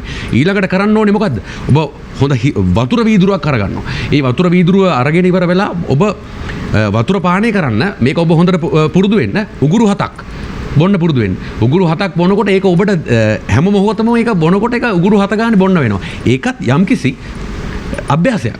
ඒක පොඩ්ඩක් කරලා බලන්න මම කියනවාට. ඔබට ඒක දිගටම තියාගෙන යන්න පුළුවන්. උදේ නැගිට්ටම ඒක විශේෂයෙන් කරලා බලන්න. ඊළඟ වැඩි ඔබ ඒ ඉතුරු වැඩ ටික කරලා ඉවර වෙලා ඔබ වැඩට යන්න කලින් හෝ ඔබගේ වැඩ කටයුතු පටන් ගන්න කලින් ඔබ සූර්යයා අනිවාර්යයෙන්ම නැමෙදී යුතුයිනේ. එතකොට ඔබ සූර්යයා ළඟට ගිහිල්ලා සූර්ය දෙවියන්ට නමස්කාර කරලා අපි වඳින්නේ මේ මිත්‍යා දෘෂ්ටිය නෙමෙයි. මොකද සූර්යයන්ගෙන් තමයි අපි මේ ජීවත් වෙන්නේ. මේ ප්‍රභවය මේ හැමදේම මේ ලයිට් කොච්චර ගැහුවත් මොනා කරත් වැඩක් නැහැ. එක සූර්යයාගේ මුළු ලෝකයක් විශ්වයක් එළිය ලැබෙනවා. ඒක හින්දා තමයි රා කියලා කියන්නේ. වන කියන්නේ වංශය. මුළු ලෝක එළිය කරපු වංශයට තමයි රාවණ වංශය කියලා කියන්නේ. ඒ හින්දා අපි ඔබ වුණත් සූර්යයෙක් වගේ දිලිසෙන්න ඕනේ. එතකොට තමයි කට්ටිය ඇවිල්ලා අපෙන් ඒ ආලෝකය ලබා ගන්න. ඒ හින්දා මේ විද්වත් මණ්ඩලෙත් එහෙමයි. සූර්යයන් වගේ බැබලෙන කට්ටියෙන් තමයි මිනිස්සු ඇවිල්ලා ආලෝකය ලබා ගන්න.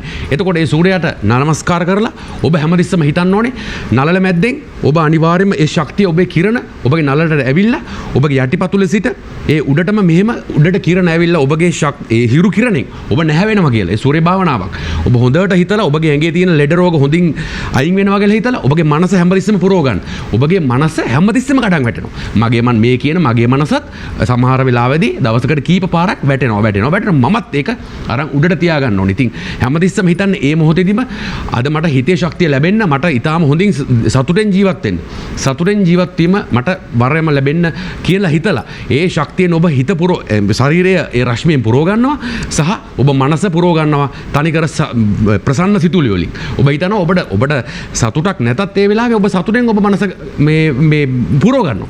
ඊළඟට ඔබගේ වැඩ කටයුතු කරන්න ඔබට පුළුවන් නම් ඒ ප්‍රාණයාම ව්‍යායාම ටික අපි කියලා දෙනවා මෙතන 10 වාරයක්. එතකොට සූර්ය නමස්කාරය ඉගෙන ගන්න. ඊළඟට ඔබ නිර්මාශි කෙනෙක් නම් ඉතාල වැදගත්. මම ඔබට ආරාධනා කරනවා. ඔබ මේ අහන් ඉන්න ඕනම කෙනෙකුට ඔබ මේ කාලවක වානුවේදී නිර්මාශි වෙලා හිටියොත් ඔබට මේ විශ්වයෙන් දැනෙන දඬුවම අඩු වෙනවා. අඩු වෙනවා කියන්නේ මම දන්න තරමට යම්කිසි ප්‍රමාණයකට නෙමෙයි සෑහෙන ප්‍රමාණයකට අඩු වෙනවා. ඒ හින්දා ඔබ යම්කිසි කෙනෙක් ඉන්නවා නම් අනිවාර්යයෙන්ම නිර්මාංශි වෙලා බලන්න. මම හරි උදව් කරන්න මගේ මූණ පොතේ අරන් පරිවිඩයක් හරි හෙව්වොත් මම ඔබට මට හැකි පමණින් මම උදව් කරන්නම්. කන්න ඕන බොන්න ඕන දේවල් මොනවද අපි වැඩසටහන වල මේවා කියලා දෙනවා. ඒ හින්දා වෙන්න මට එක්කෙනෙක් හරි වුණොත් ඒ පින මට. ඒ හින්දා සතෙක් හරි නොමරා ඉන්න බලන්න. ඒ මතක් වෙන හැම පාරම මදුරට ගහන්නේ හැම පාරම මතක් කරලා බලන්න මේ ජීවයක්.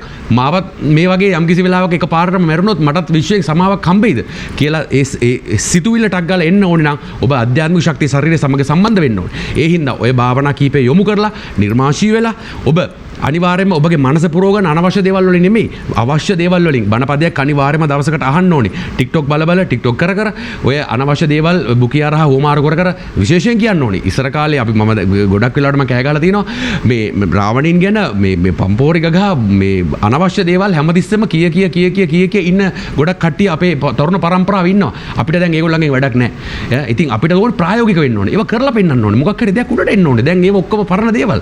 ඉතින් රාවණින්ට කරන ගරුත්වයක් හැටියට ඒ රාවණින්ගේ දේවල් අපේ දේශීය දේවල් ඒ දේවල් ඉස්සරහට එන කෙනෙක් තමයි දැන් මම හිතන්නේ සමාජයේ පිළිගන්න ඕනේ. ඉතින් ඒ හින්දා මේක මම කියන්නේ කෙනෙකුට වෛරයකින් නෙමෙයි හැදෙන්නයි කියන්නේ බැන්නේ හැදෙන්න කිව්වේ හැදෙන්න. ඒ හින්දා ඉදිරියේදී හොඳින් හෝ නරකින් අනිවාර්යයෙන් මේ ශක්තිය ඒකාන්ත වශයෙන්ම එළියට ආ යුතුමයි. ඒ හින්දා අනිවාර්යයෙන්ම ඒ රාවණ ශක්තිය සත්‍යයි සම්බුද්ධ ශාසනය ආරක්ෂා වෙනවා. මේ සම්බුද්ධ දීපය අනිවාර්යයෙන්ම ආරක්ෂා වෙනවා. ඒ තමයි මගේ පරම පැතුම කියලා මගේ වචන මම ඉවර කරනවා. බොහොම වටිනා අදහසක් ටෝනි ජයවර්ධන මහත්මයා ලබා දුන්නේ. මුලටියන සෞඛ්‍ය වෛද්‍ය නිලධාරී හෙළසුවේ සමාජික වෛද්‍ය සුබිත් චන්දන ජයවීර මහත්මයාගේ අවස්ථාව. ඇත්තටම අපේ හෙළසුවේ සභාපතිතුමියගේ අවසාන අධිෂ්ඨානය වුණේ ප්‍රියන්තා සේනානායක මැතිණිය අවසානයෙන් හොඳ සීකල්පනාවෙන් අධිෂ්ඨානයක් තිබ්බ රට වෙනුවෙන් මේ රටත් බුද්ධ ශාසනයත් රකින්න මට ලැබේවා කියන අධිෂ්ඨානයත් එක තමයි එතුමිය අප හැරගියේ. ඉතින් මේ අධිෂ්ඨානය සාක්ෂාත් කළ යුතුයි අපි. ඒ වගේම හෙළසුවේ විසින් මගින් දැන්ට මේ කොරෝනා වසංගතයත් එක්ක අපි කලින් කරගත්තු වැඩපිළිවෙල ඇත්තටම අපි හෙළසුවෙන් පස්සැදෑරුම් කියලා මට කියන්න පුළුවන් වැඩපිළිවෙලක් අපේ තියෙන එකක් තමයි අපේ ආහාරය කැඳ වලින් ප්‍රතිශක්තිය හදා දීම. ඒ වගේම අත්තික පානය කියලා අපිට ආහාර පාන පැත්තෙන් අපි වැඩපිළිවෙල තියෙනවා. ඊට අමතරව අපේ දුම්හට්ටිය ඔබ සියලු දෙනාට ගෞරවයෙන් ආරාධනා කරනවා අපි ප්‍රායෝගික වෙන්න ඕනේ හැම දිනම විද්වත් මණ්ඩලයේ අපි ප්‍රායෝගික වෙමු කියලා. අපි මේ අහලා මේ කණෙන් අහලා පිට කළ වැඩක් නැහැ. අපි ගෙවල් වල මේ වැඩේ පටන් ගන්න ඕන වසංග මහත්තයා. ඉතින් අපි හැම ගෙදරකම මේ ශක්තිය සම්බන්ධ වුණොත් සිල්වත්ව මේ වැඩේ කරොත් මේ රට තව මාස 6ක් යනකොට මේ රට ආපස්සට හැරේ. ඒ සඳහා අපි ආහාරය වෙනස් කරමු. ප්‍රඥාවෙන් ආහාරය තෝරගමු. පුළුවන් නම් අනිවාර්යෙන්ම මස් මාංශයෙන් ඈත් වෙනවා නම් ඉතාම වැදගත්. මොකද දැන් මම ප්‍රායෝගිකව දන්නවා මම දැන් දීර්ඝ කාලයක් තිස්සේ කිසිම මස් මාංශයෙන් තොරව හිටියට දැන් මගේ පහුගිය දවසක මම හිමොග්ලොබින් ප්‍රමාණය බැලුවම 15.2. ඒ කියන්නේ අද දැන් මිනිස්සුන්ගේ මතයක් තියෙනවා මස් මාංශ අවශ්‍යයි දරුවන්ගේ ලේ හැදෙන්න ආදි වශයෙන්. නමුත් මා විශ්වාස කරන දෙයක් තමයි හෙළසුවේ විශ්වාසය තමයි අපේ පාරම්පරික සහල් වලේ ශක්තිය තියෙනවා. ඒ විටමින් ප්‍රෝටීන් යකඩ තියෙනවා. ඉතින් ඒ නිසා ඒ මිශ්‍රණ කරලා ඒ හදන ආහාරයෙන් කැඳ වලින් ඒ දේ ලැබෙනවා. ඒ නිසා පුළුවන් තරම් ඒ වයින් ඈත් වෙලා අපි සියලු දෙනාම මේ රට ආපස්සට වෙනස් කරන්න සියලු දේ කරමු. ඒ සඳහා මම ඇත්තට මේ අවස්ථාවට අපිට ආරාධනා කර සියත මාධ්‍යාලයේ අසංග මහත්මයා බාල්සූරි මහත්මයා අපේ හිතවත් කල්යාණ මිත්‍ර ප්‍රියන්ත කාර්යප්පිරුම් මහත්මයා අපිට ගොඩක් නිතර කතා කරනවා. අපින් ඉන්නවා. ඉතින් ඒක නිසා එතුමන් ඇතුලේ පවුලේ සියලු දෙනා ඒ වගේම සභාපතිතුමා ඇතුළු පවුලේ සියලු දෙනාත් පුණ්‍යානුමෝදනා කරමින් ඔබ සියලු දෙනාට තෙරුවන් සරණ ප්‍රාර්ථනා කරමින් මම නිහඬ වෙනවා. තෙරුවන් සරණ. බොහොම වටිනවා.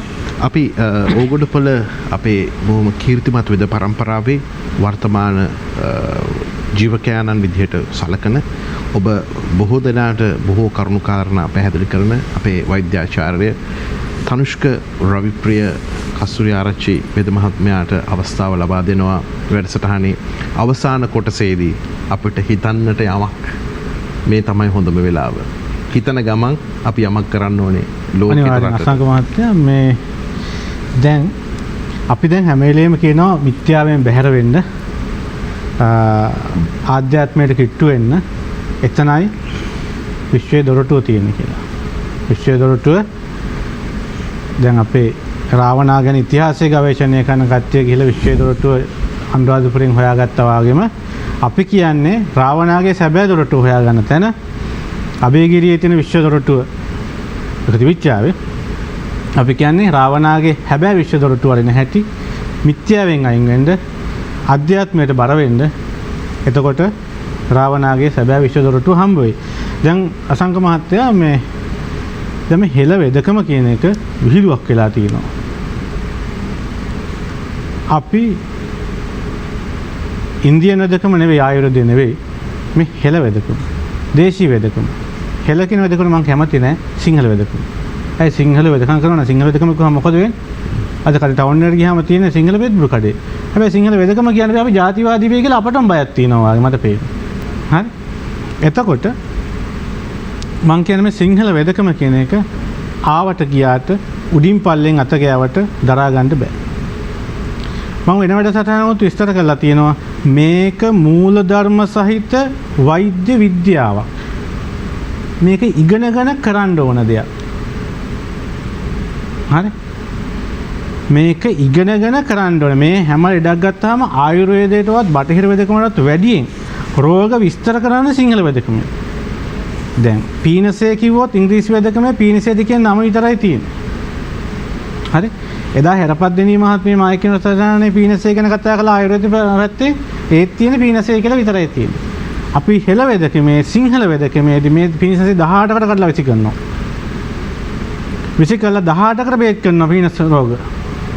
එතකොට වෙද මහත්තයා පීනස් රෝග 18ම දන්නේ නැත්තම් ඒ පීනසේ මොකද්ද කියලා අඳුනගන්න බැයි නම් ඔහුට ඇයට වෙදහම් කරන්න බෑ.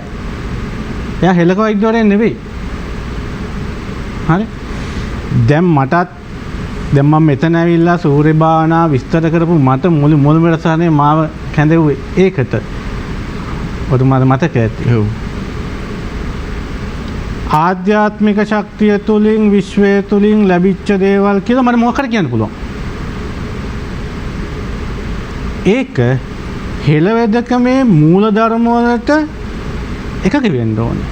මුල මැද අග තියෙන වෙදකමක් මේක. අංග සම්පූර්ණ වෙදකමක්. එතකොට මේකට පරිචුත් බෑ. ඉගෙනගත්තු තැනක් තියෙන්න ඕනේ, උගන්නපු පුජ්‍යලයක් වෙන්න ඕනේ, උගනගත්තු මිනිස්සයා ඉන්න ඕනේ. හරි? මම මේ වැඩසටහනේ මම ගැන කවදාවත් කතා කරලා නැහැ අසංක මහත්තයා. මගේ දේවල් ගැන මම කිසි දවසක් කතා කරලා නැහැ. මම කතා කළේ රාවණ ගැන විතරමයි මේ වැඩසටහනේ. කරලා තියෙනවා නම් මට කියන්න. මට අදාළ රාවණ විතරයි. මට වෙන කිසි කෙනෙක් අදාළ නැහැ. ඔහුගේ වෙදකමයි මම කරන්නේ. ඔහුගේ පරම්පරාවෙන් පැවතෙන යක්ෂ ගෝත්‍රිකයෙක් මම. වීර වෛරෝඩි වෛද්‍යාරාජ්‍ය මම අදමයි මේ කියන්නේ. වෙන දවසක කියලා නැහැ. වීර වෛරෝඩි වෛද්‍යාරාජ්‍ය රාජපක්ෂ රජවාසල වෙද මුදලිගේ පරම්පරාව මේක. අන්තිම ශ්‍රී වික්‍රම රාජසිංහ රජුගේ දක්වාම රාජකීය වෛද්‍යවලගේ පරම්පරාව මම. යෝගොඩපොළ වෙද පරම්පරාව. මේ කිව්වෙත් අද විතරයි. මම කවදාවත් මේ ගැන කතා කළේ නැහැ. හරි? එතකොට මේ වෙදකම කවුරු හරි කියනවා නම් හරි කරනවා නම් හරි මොහො ඉගෙන ගන්නත් තියෙන්න ඕනේ, උගන්නපු කෙනෙක් ඉන්න ඕනේ, පුජ්‍යලයා ඉන්න ඕනේ. වෙද මහත්තයා ඉන්න ඕනේ. වෙද මහත්තයා ආයුර්වේද වෛද්‍යාපංච වෛද්‍යවරයෙක් වෙන්න ඕනේ. මොකද ආයුර්වේද දෙපාර්තමේන්තුවේ දේශීය වෛද්‍යවරු ලියාපදිංචි ආයුර්වේද දේශීය වෛද්‍යවරු හරියට බයිනවා ආයුර්වේද දෙපාර්තමේන්තුවට ලියාපදිංචි දෙන්නේ නැහැ කියලා. ඒ වුණාට වෛද්‍ය සභාවේ ආයුර්වේද වෛද්‍යවරු දේශීය වෛද්‍යවරු ලියාපදිංචි ගන්න එන්නේ ආයුර්වේද වෛද්‍යවරු 3 දෙනෙක් ආවොත් පාරම්පරික වෛද්‍යවරු 4 දෙනෙක් එනවා. ඔවුන්ට දෙන ගැටලුව තමයි අපි ශිල්පේ භාගයක් දැනගත්තට දෙන්න බෑ. අංග සම්පූර්ණ දන්නවනම් ඉතින් ලියාපදිංචි දෙන්න පුළුවන්. හරි? එතකොට ඒක දෙන්න බෑ ලියාපදිංචිය. ඔතන තමයි අපේ දේශීය වෛද්‍යවරු හිර වෙලා ඉන්නේ. ඒ කියන්නේ දේශීය වෛද්‍යවරු දැනුමෙන් සම්පූර්ණ වෙන්න ඕනේ. මුල මැද අග වෛද්‍ය ක්‍රමය ඉගෙන ගන්න ඕනේ. මේ දේශීය වෛද්‍ය ක්‍රමය ගැන වේදකමක් කරන්නේ ආධ්‍යාත්මික ශක්තිය වර්ධනය කරගන්න හැටි, බාහිර ශක්තියන් උපයෝගී කරගන්න හැටි මේ සේරම තියෙන අංග සම්පූර්ණ වෛද්‍ය ක්‍රමයක්. ඒ හින්දා මං කැමති නෑ මේ හෙළ වේදකම කියන එක කවුරුත් විකුණන් කරනවට. මම ආධ්‍යාත්මික වේද මහත්තයෙක්. මගේ වේද ගෙදර කිසිවක් මම බෙහෙත් විකුණලා නෑ. හැබැයි මං කිසිම ලෙඩෙකුට අඩුවෙන් හෝ වැඩියෙන් බෙහෙත් දීලා නෑ. මං ගාවට කොච්චර දැනුගත් බුද්ධිමත් කියලා විනිහෙක් ආවත් මං ඔහුට සලකන්නේ මා ගාව තියෙන මං හැම වෙලෙම දෙන්න ඕනේ කියන මා ගාව තියෙන එක හැන්දයි. ඒකෙන් රජතුමාට බෙදන්නෙත් ඒ හැන්දේ. පාර යන මේ දුප්පත් මිනිහට බෙදන්නෙත් මං ඒ හැන්දේ. ඒක තමයි නියම ආධ්‍යාත්මික ගුණවගාවක් තියෙන දේශීය වෛද්‍යවරයෙක්ගේ යුතුයකම. ඔහු කවදාවත් මුදලට කිසිවක් විකුණන්න බෑ ඔහුට. මොකද මුදල් කිරීමේ අයිතියක් දේශීය වෙදකමේ දීලා නැහැ. සතුටින් දෙයක් කවුරු හරි දුන්නොත් එය ලබාගෙන ඔහුගේ අඩුපාඩු ටික වෛද්‍යවරයාගේ අඩුපාඩු ටික සකස් කරගන්න එක තමයි අපේ විශ්වයෙන් දීලා තියෙන දේ. එහෙනම් මාකටිං බෑ අපට. ඒක තමයි අද වෙදකම අපට ගොඩ දාගත නොහැකි තැනකටපත් වෙලා ආධ්‍යාත්මික වෙද මහත්ය ගොඩනගා ගන්න බෑ. අද සිංහල වෙදකම කියනක විකිනෙනවා මාකට් එකේ. වෙද මහත්තුරු විකිරෙනවා මාගත් එකේ. ඇයි මේකට දැන් හොඳ ප්‍රවණතාවයක් තියෙනවා. මුළු ලෝකෙම. ඉතින් කොහෙන් හරි වෙද මහත්තුරු මතුවෙනවා. වෙද නෝනලා මතුවෙනවා. නිෂ්පාදන එකතු වෙනවා. මේවා ගත්තු තැනක් තියෙන්න ඕනේ. ඉගෙනගත්තු තැනක් තියෙන ඉගෙනගත්තු පුජ්‍යලෙක් ඉන්න ඕනේ. අද සිංහල වේදකමට කිසිම තැනක් දෙන්නේ නැහැ. අනික සිංහල වේදකමට කියන්නේ අපිට අපි කොවිඩ් වලට බේත් කළා නැහැ කිසිම වෛද්‍යවරයෙක්. කොවිඩ් කියන වසංගතයල අවුරුදු 1කමාරක් විතර වෙන්නේ. නෑ අපට ආදර්ශ තියෙනවා. අපි වසූරියදී බේත් තියෙනවා. පිස්සු බල වේදකමේ වෛරස් වලදී බේත් තියෙනවා. පිස්සු බල වේදකමේ පාවිච්චි කරගත්තු බේත් ටික තියෙනවා. වසූරියදී පාවිච්චි කරගත්තු බේත් ටික තියෙනවා. අපිට මේ හරහා හම්බුල් ගායට සාම්පෝල පැපලවල දිහු බේත් තියෙනවා අපි ගාව. අපි ගොඩක් බේත් දෙන්නේ නැහැ. ඒගොල්ලන්ට බේත් වට්ටුවල තියෙන වෛද්‍යවරු අතේ දෙන්නේ නැහැ. මොකද ස්වාභාවික ප්‍රතික්‍රියා ගන්න ඇති වෙන්න ඕනේ නිසා. හරි? මේ වගේ අපේ වෛද්‍ය මහතුරු ටික එකතු කරලා ඒවා අපි ගිහිල්ලා සාකච්ඡාවක් ලක් කළා. අද වෙනකන් කිසිම දෙයකට රාජ්‍යයේ මැදිහත් උනේ නැහැ. වෙන්නෙත් නැහැ ඒගොල්ලෝ. මහ පොළොවේ යථාර්ථයක් තියෙනවා. දේශීය වෙදකම කියන්නේ මම අල්පෙනිත්තක්වත් කැමති නැහැ මේ වෙදකමට ගහනවට කවුරු හරි. වෙදකමේ නාමයෙන් කවුරු හරි සල්ලි හම්බ කරනවා නම් ඔහු යන්නේ පරලෝමයි. පරලෝ ගියාම අපායටමයි යන්නේ. මේක සල්ලි හම්බ ගන්න තියෙන යන්නේ වෙදකම කියන්නේ. වෙදකම කියන්නේ සමාජ සත්කාරයක් දුසා කරලා සමාජයේ ආධ්‍යාත්මයක් දියුණු කරන අනුන්ටත් ආදර්ශයක් කළ වෙද මහත්තයෙක් වුණාම සමාජයට විශාල ආදර්ශයක් වෙන්න ඕනේ. ආධ්‍යාත්මික පුරුෂයෙක් වෙන්න ඕනේ. එහෙමයි අශ්වරකාල වෙද මහතුරු හිටියේ. ඒ නිසා මං කියන්නේ අපි මේ බෝලේ උඩ දානවා. ඩෑෂ් එක ගහනවා ව්‍යාපාරිකයෝ. මොකද අපිට ඩෑෂ් එක ගහන්න උවමනාවක් නැහැ. අපිට එච්චර මොකවත් අපේක්ෂාවක් නැහැ. මොකද අපි ඇතිවීම නැතිවීම කියන සංකල්පේ දන්න මිනිස්සු. ඒ හින්දා අපිට ඇති වුණත් එකයි නැති වුණත් එකයි අපි අපේ පාරේ අනේක තමයි කරන්නේ. ඒ නිසා මං කියන්නේ මේ රාවණා කියන සංකල්පය අද විකුණගෙන කණ්ඩ දෙන්න බෑ කාටවත්. අද මාකටිං වෙලා YouTube channel රාවණා නිසා හම්බ කරන මාධ්‍යයක් වෙලා වෙද මහත්තුරුත් රාවණා කියන දේ විකුණන්න පටන් අරගෙන මට වෙලාවකට මම රාවණා පිළිමයක් ගෙනත් තිබ්බේ බේත්සාප්පු හදපු දවසේමයි. ඒ කියන්නේ දැන්ට අවුරුදු 20කට උඩදී. දැන් මට ඒක දකිනකොට සමහරලාට හින ලැජ්ජාවක් හිතනවා මිනිස්සු මං ගැනත් පෙරදි විදිහට හිතයි කියලා. රාවණා මාකට් කරගෙන කනවා මිනිස්සු. හරි? ඒ නිසා මං කියන්නේ එහෙම නෙවෙයි. අපි ආධ්‍යාත්මය තුලින් අපි දැන් දේශක මණ්ඩලයේ අවුරුදු 2-3ක් තිස්සේ ආධ්‍යාත්මය දිනු කරන්න හැටි, සූර්ය භාවනා කරන්න හැටි, සූර්ය වන්දනා කරන්න හැටි, විශ්ව ශක්තිය ළඟා කරන්න හැටි දැන් කියලා දුන්නා. මේවා අතපසු වෙච්ච කට්ටිය ඉන්නවා නම් අපේ YouTube channel එකට ගිහිල්ලා සියත YouTube channel එක check කරලා මේ ටික ඔක්කොම අපිට ගන්න පුළුවන්. අරගෙන ඒහා ආධ්‍යාත්මික දියුණු කරන ආධ්‍යාත්මික පුරුෂයෙක් වෙලා මෙලව පරලොව දෙකම ජය ගන්නවා මිසක් නිවැරදි ආහාර රටාවකට ටෝනි මහත්මයා කියන විදිහට ටෝනි මහත්තයා එදා ආපු දවසේ ඉඳන්ම කියන්නේ එහෙමයි නිවැරදි ආහාර රටාවකට යන්න කියලා. ඒ ආහාර රටාවට ගිහිල්ලා ඒ ආහාර ටික අපි තෝරා බේරාගෙන මම බොහොම සතුටු වෙනවා ටෝනි මහත්තයා කිරිබත් ගැන කතා කළාට මේ දැන් ලොකු මාතයක් තියෙනවා කිරිබත් කවම නින්ද යනවා කියලා. නින්ද යන්නේ අයියා අපට සපක් දැනුණා නින්ද යන්නේ. කිරිබත් කළා හොඳට නිදා ගන්නත් පුළුවන් හොඳට ජවයෙන් වැඩ කරන්නත් පුළුවන්. අපට හොඳ ශරීර සනීපයක් නැත්තම් කවදාවත් නින්ද යන්නේ නැහනේ. උණක් ගෙල්ල බලන්නකො. ඔලේ ඔක්කොම කියලා නින්ද යනවාද කියලා නෑනේ. හොඳ සනීපයක් එනවා නිදා ගන්න. කිරිබත් කපුවාම ඒකට මාර සැහැල්ලුවක් හා සනීපයක් එනවා. එතකොට නිදා ගන්නත් පුළුවන්. නිදා ගන්න කම්මැලියට වැඩ කරන මනුස්සයට වැඩ කරන්නත් පුළුවන්. ඒක නිසා අපේ මේ බටහිර කෑම බීම ඇවිල්ලා අපිට අපේ ඔලු නරක් කළා අපේ කිරිබත් ටික අයින් කරලා දාලා අපේ මේ ගම්බිරිස් සම්බෝලේ අයින් කරලා රතු සම්බෝලයක් දාලා අපට ඒ වෙනුවට ඔය සම්බෝල ගෙනාවේ පෘතුගීසිකාරෝ. අපි කෑවේ ගම්බිරිස් සම්බෝලේ. පොතුමන මතකද ගොඩක් කෑල්ලක් එහෙම දාලා තම්බල ගන්න කහ සම්බෝලේ. ඔව්. ගම්බිරිස් දාලා අඹරද? මලවල ගන්න සම්බෝලේ. ඕක තමයි අපේ සම්බෝලේ. ඔක කොච්චර රහද කියන්නකෝ. අර සම්බෝලේට වැඩිය රහයි මේක. දැන් අපට රහ නෑ. ඒ සම්බෝලේ අර සම්බෝලේට කටහුරු වෙලා හින්දා. අපේ ඇඟම මේ මිරිස් හින්දා විනාශ වෙනවා. අධික ලුණු හින්දා විනාශ වෙනවා. ගැස්ට්‍රයිටිස් කියලා ලෙඩක් ඇදලා තියෙනවා. හැදෙනවා. ඉතින් අපි ආයි අපේ ආහාර රටාවට ගිහිල්ලා අපි ආයි ආධ්‍යාත්මික ක්‍රම වලට ගිහලා ලෞකික භාවනා ක්‍රම, ලෝකෝත්තර භාවනා ක්‍රම පුරුදු කරලා පුළුවන් තරම් මේ භවයෙන් එහාට යන්න මේ ආත්මේ එහා ආත්මයකට නොපත ඇති වුණොත් ආත්මයක් එක යහපත් කරගන්න රාවණාගේ කාලයේ සිට පැවතෙන ලෞකික භාවනා හා ආධ්‍යාත්මික භාවනා තුළින් ප්‍රයෝජනයට අරගෙන ශක්තිමත් පරපුරක් ඉදිරි අනාගත පරපුරක් බිහි කරන්න මේ අහන බලන ප්‍රේක්ෂක ජනතාවට සිත් පහළ වේවා කියලා මම ප්‍රාර්ථනා කරනවා.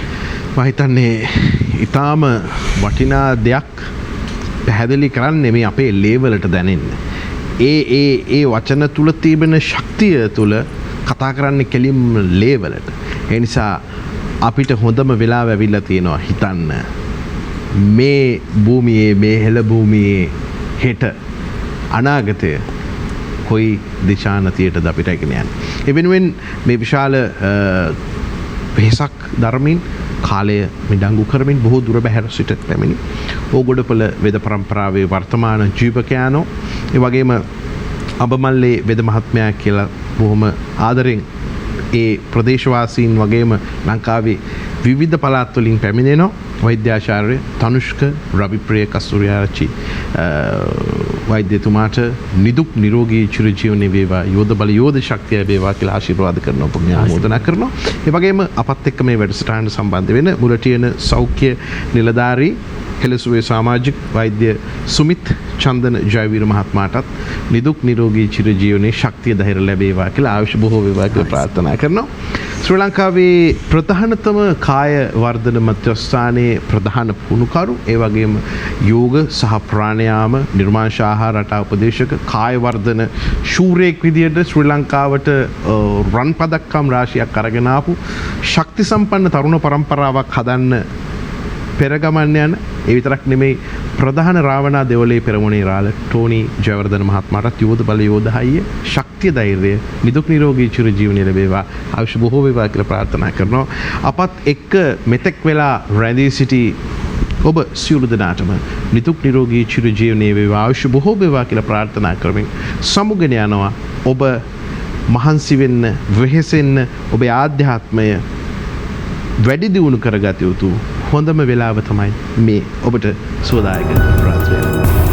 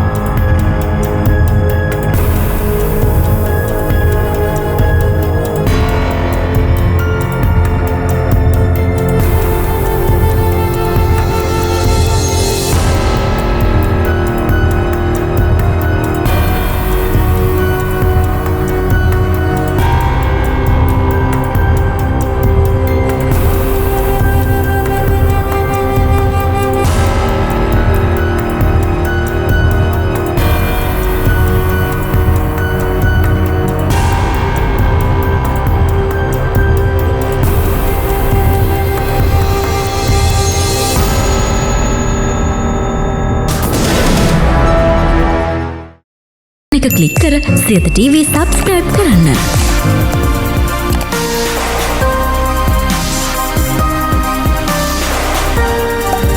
අලුත් වීඩියෝ ගැන මුලින්ම දැනගන්න මෙම සීනුව ක්ලික් කරන්න.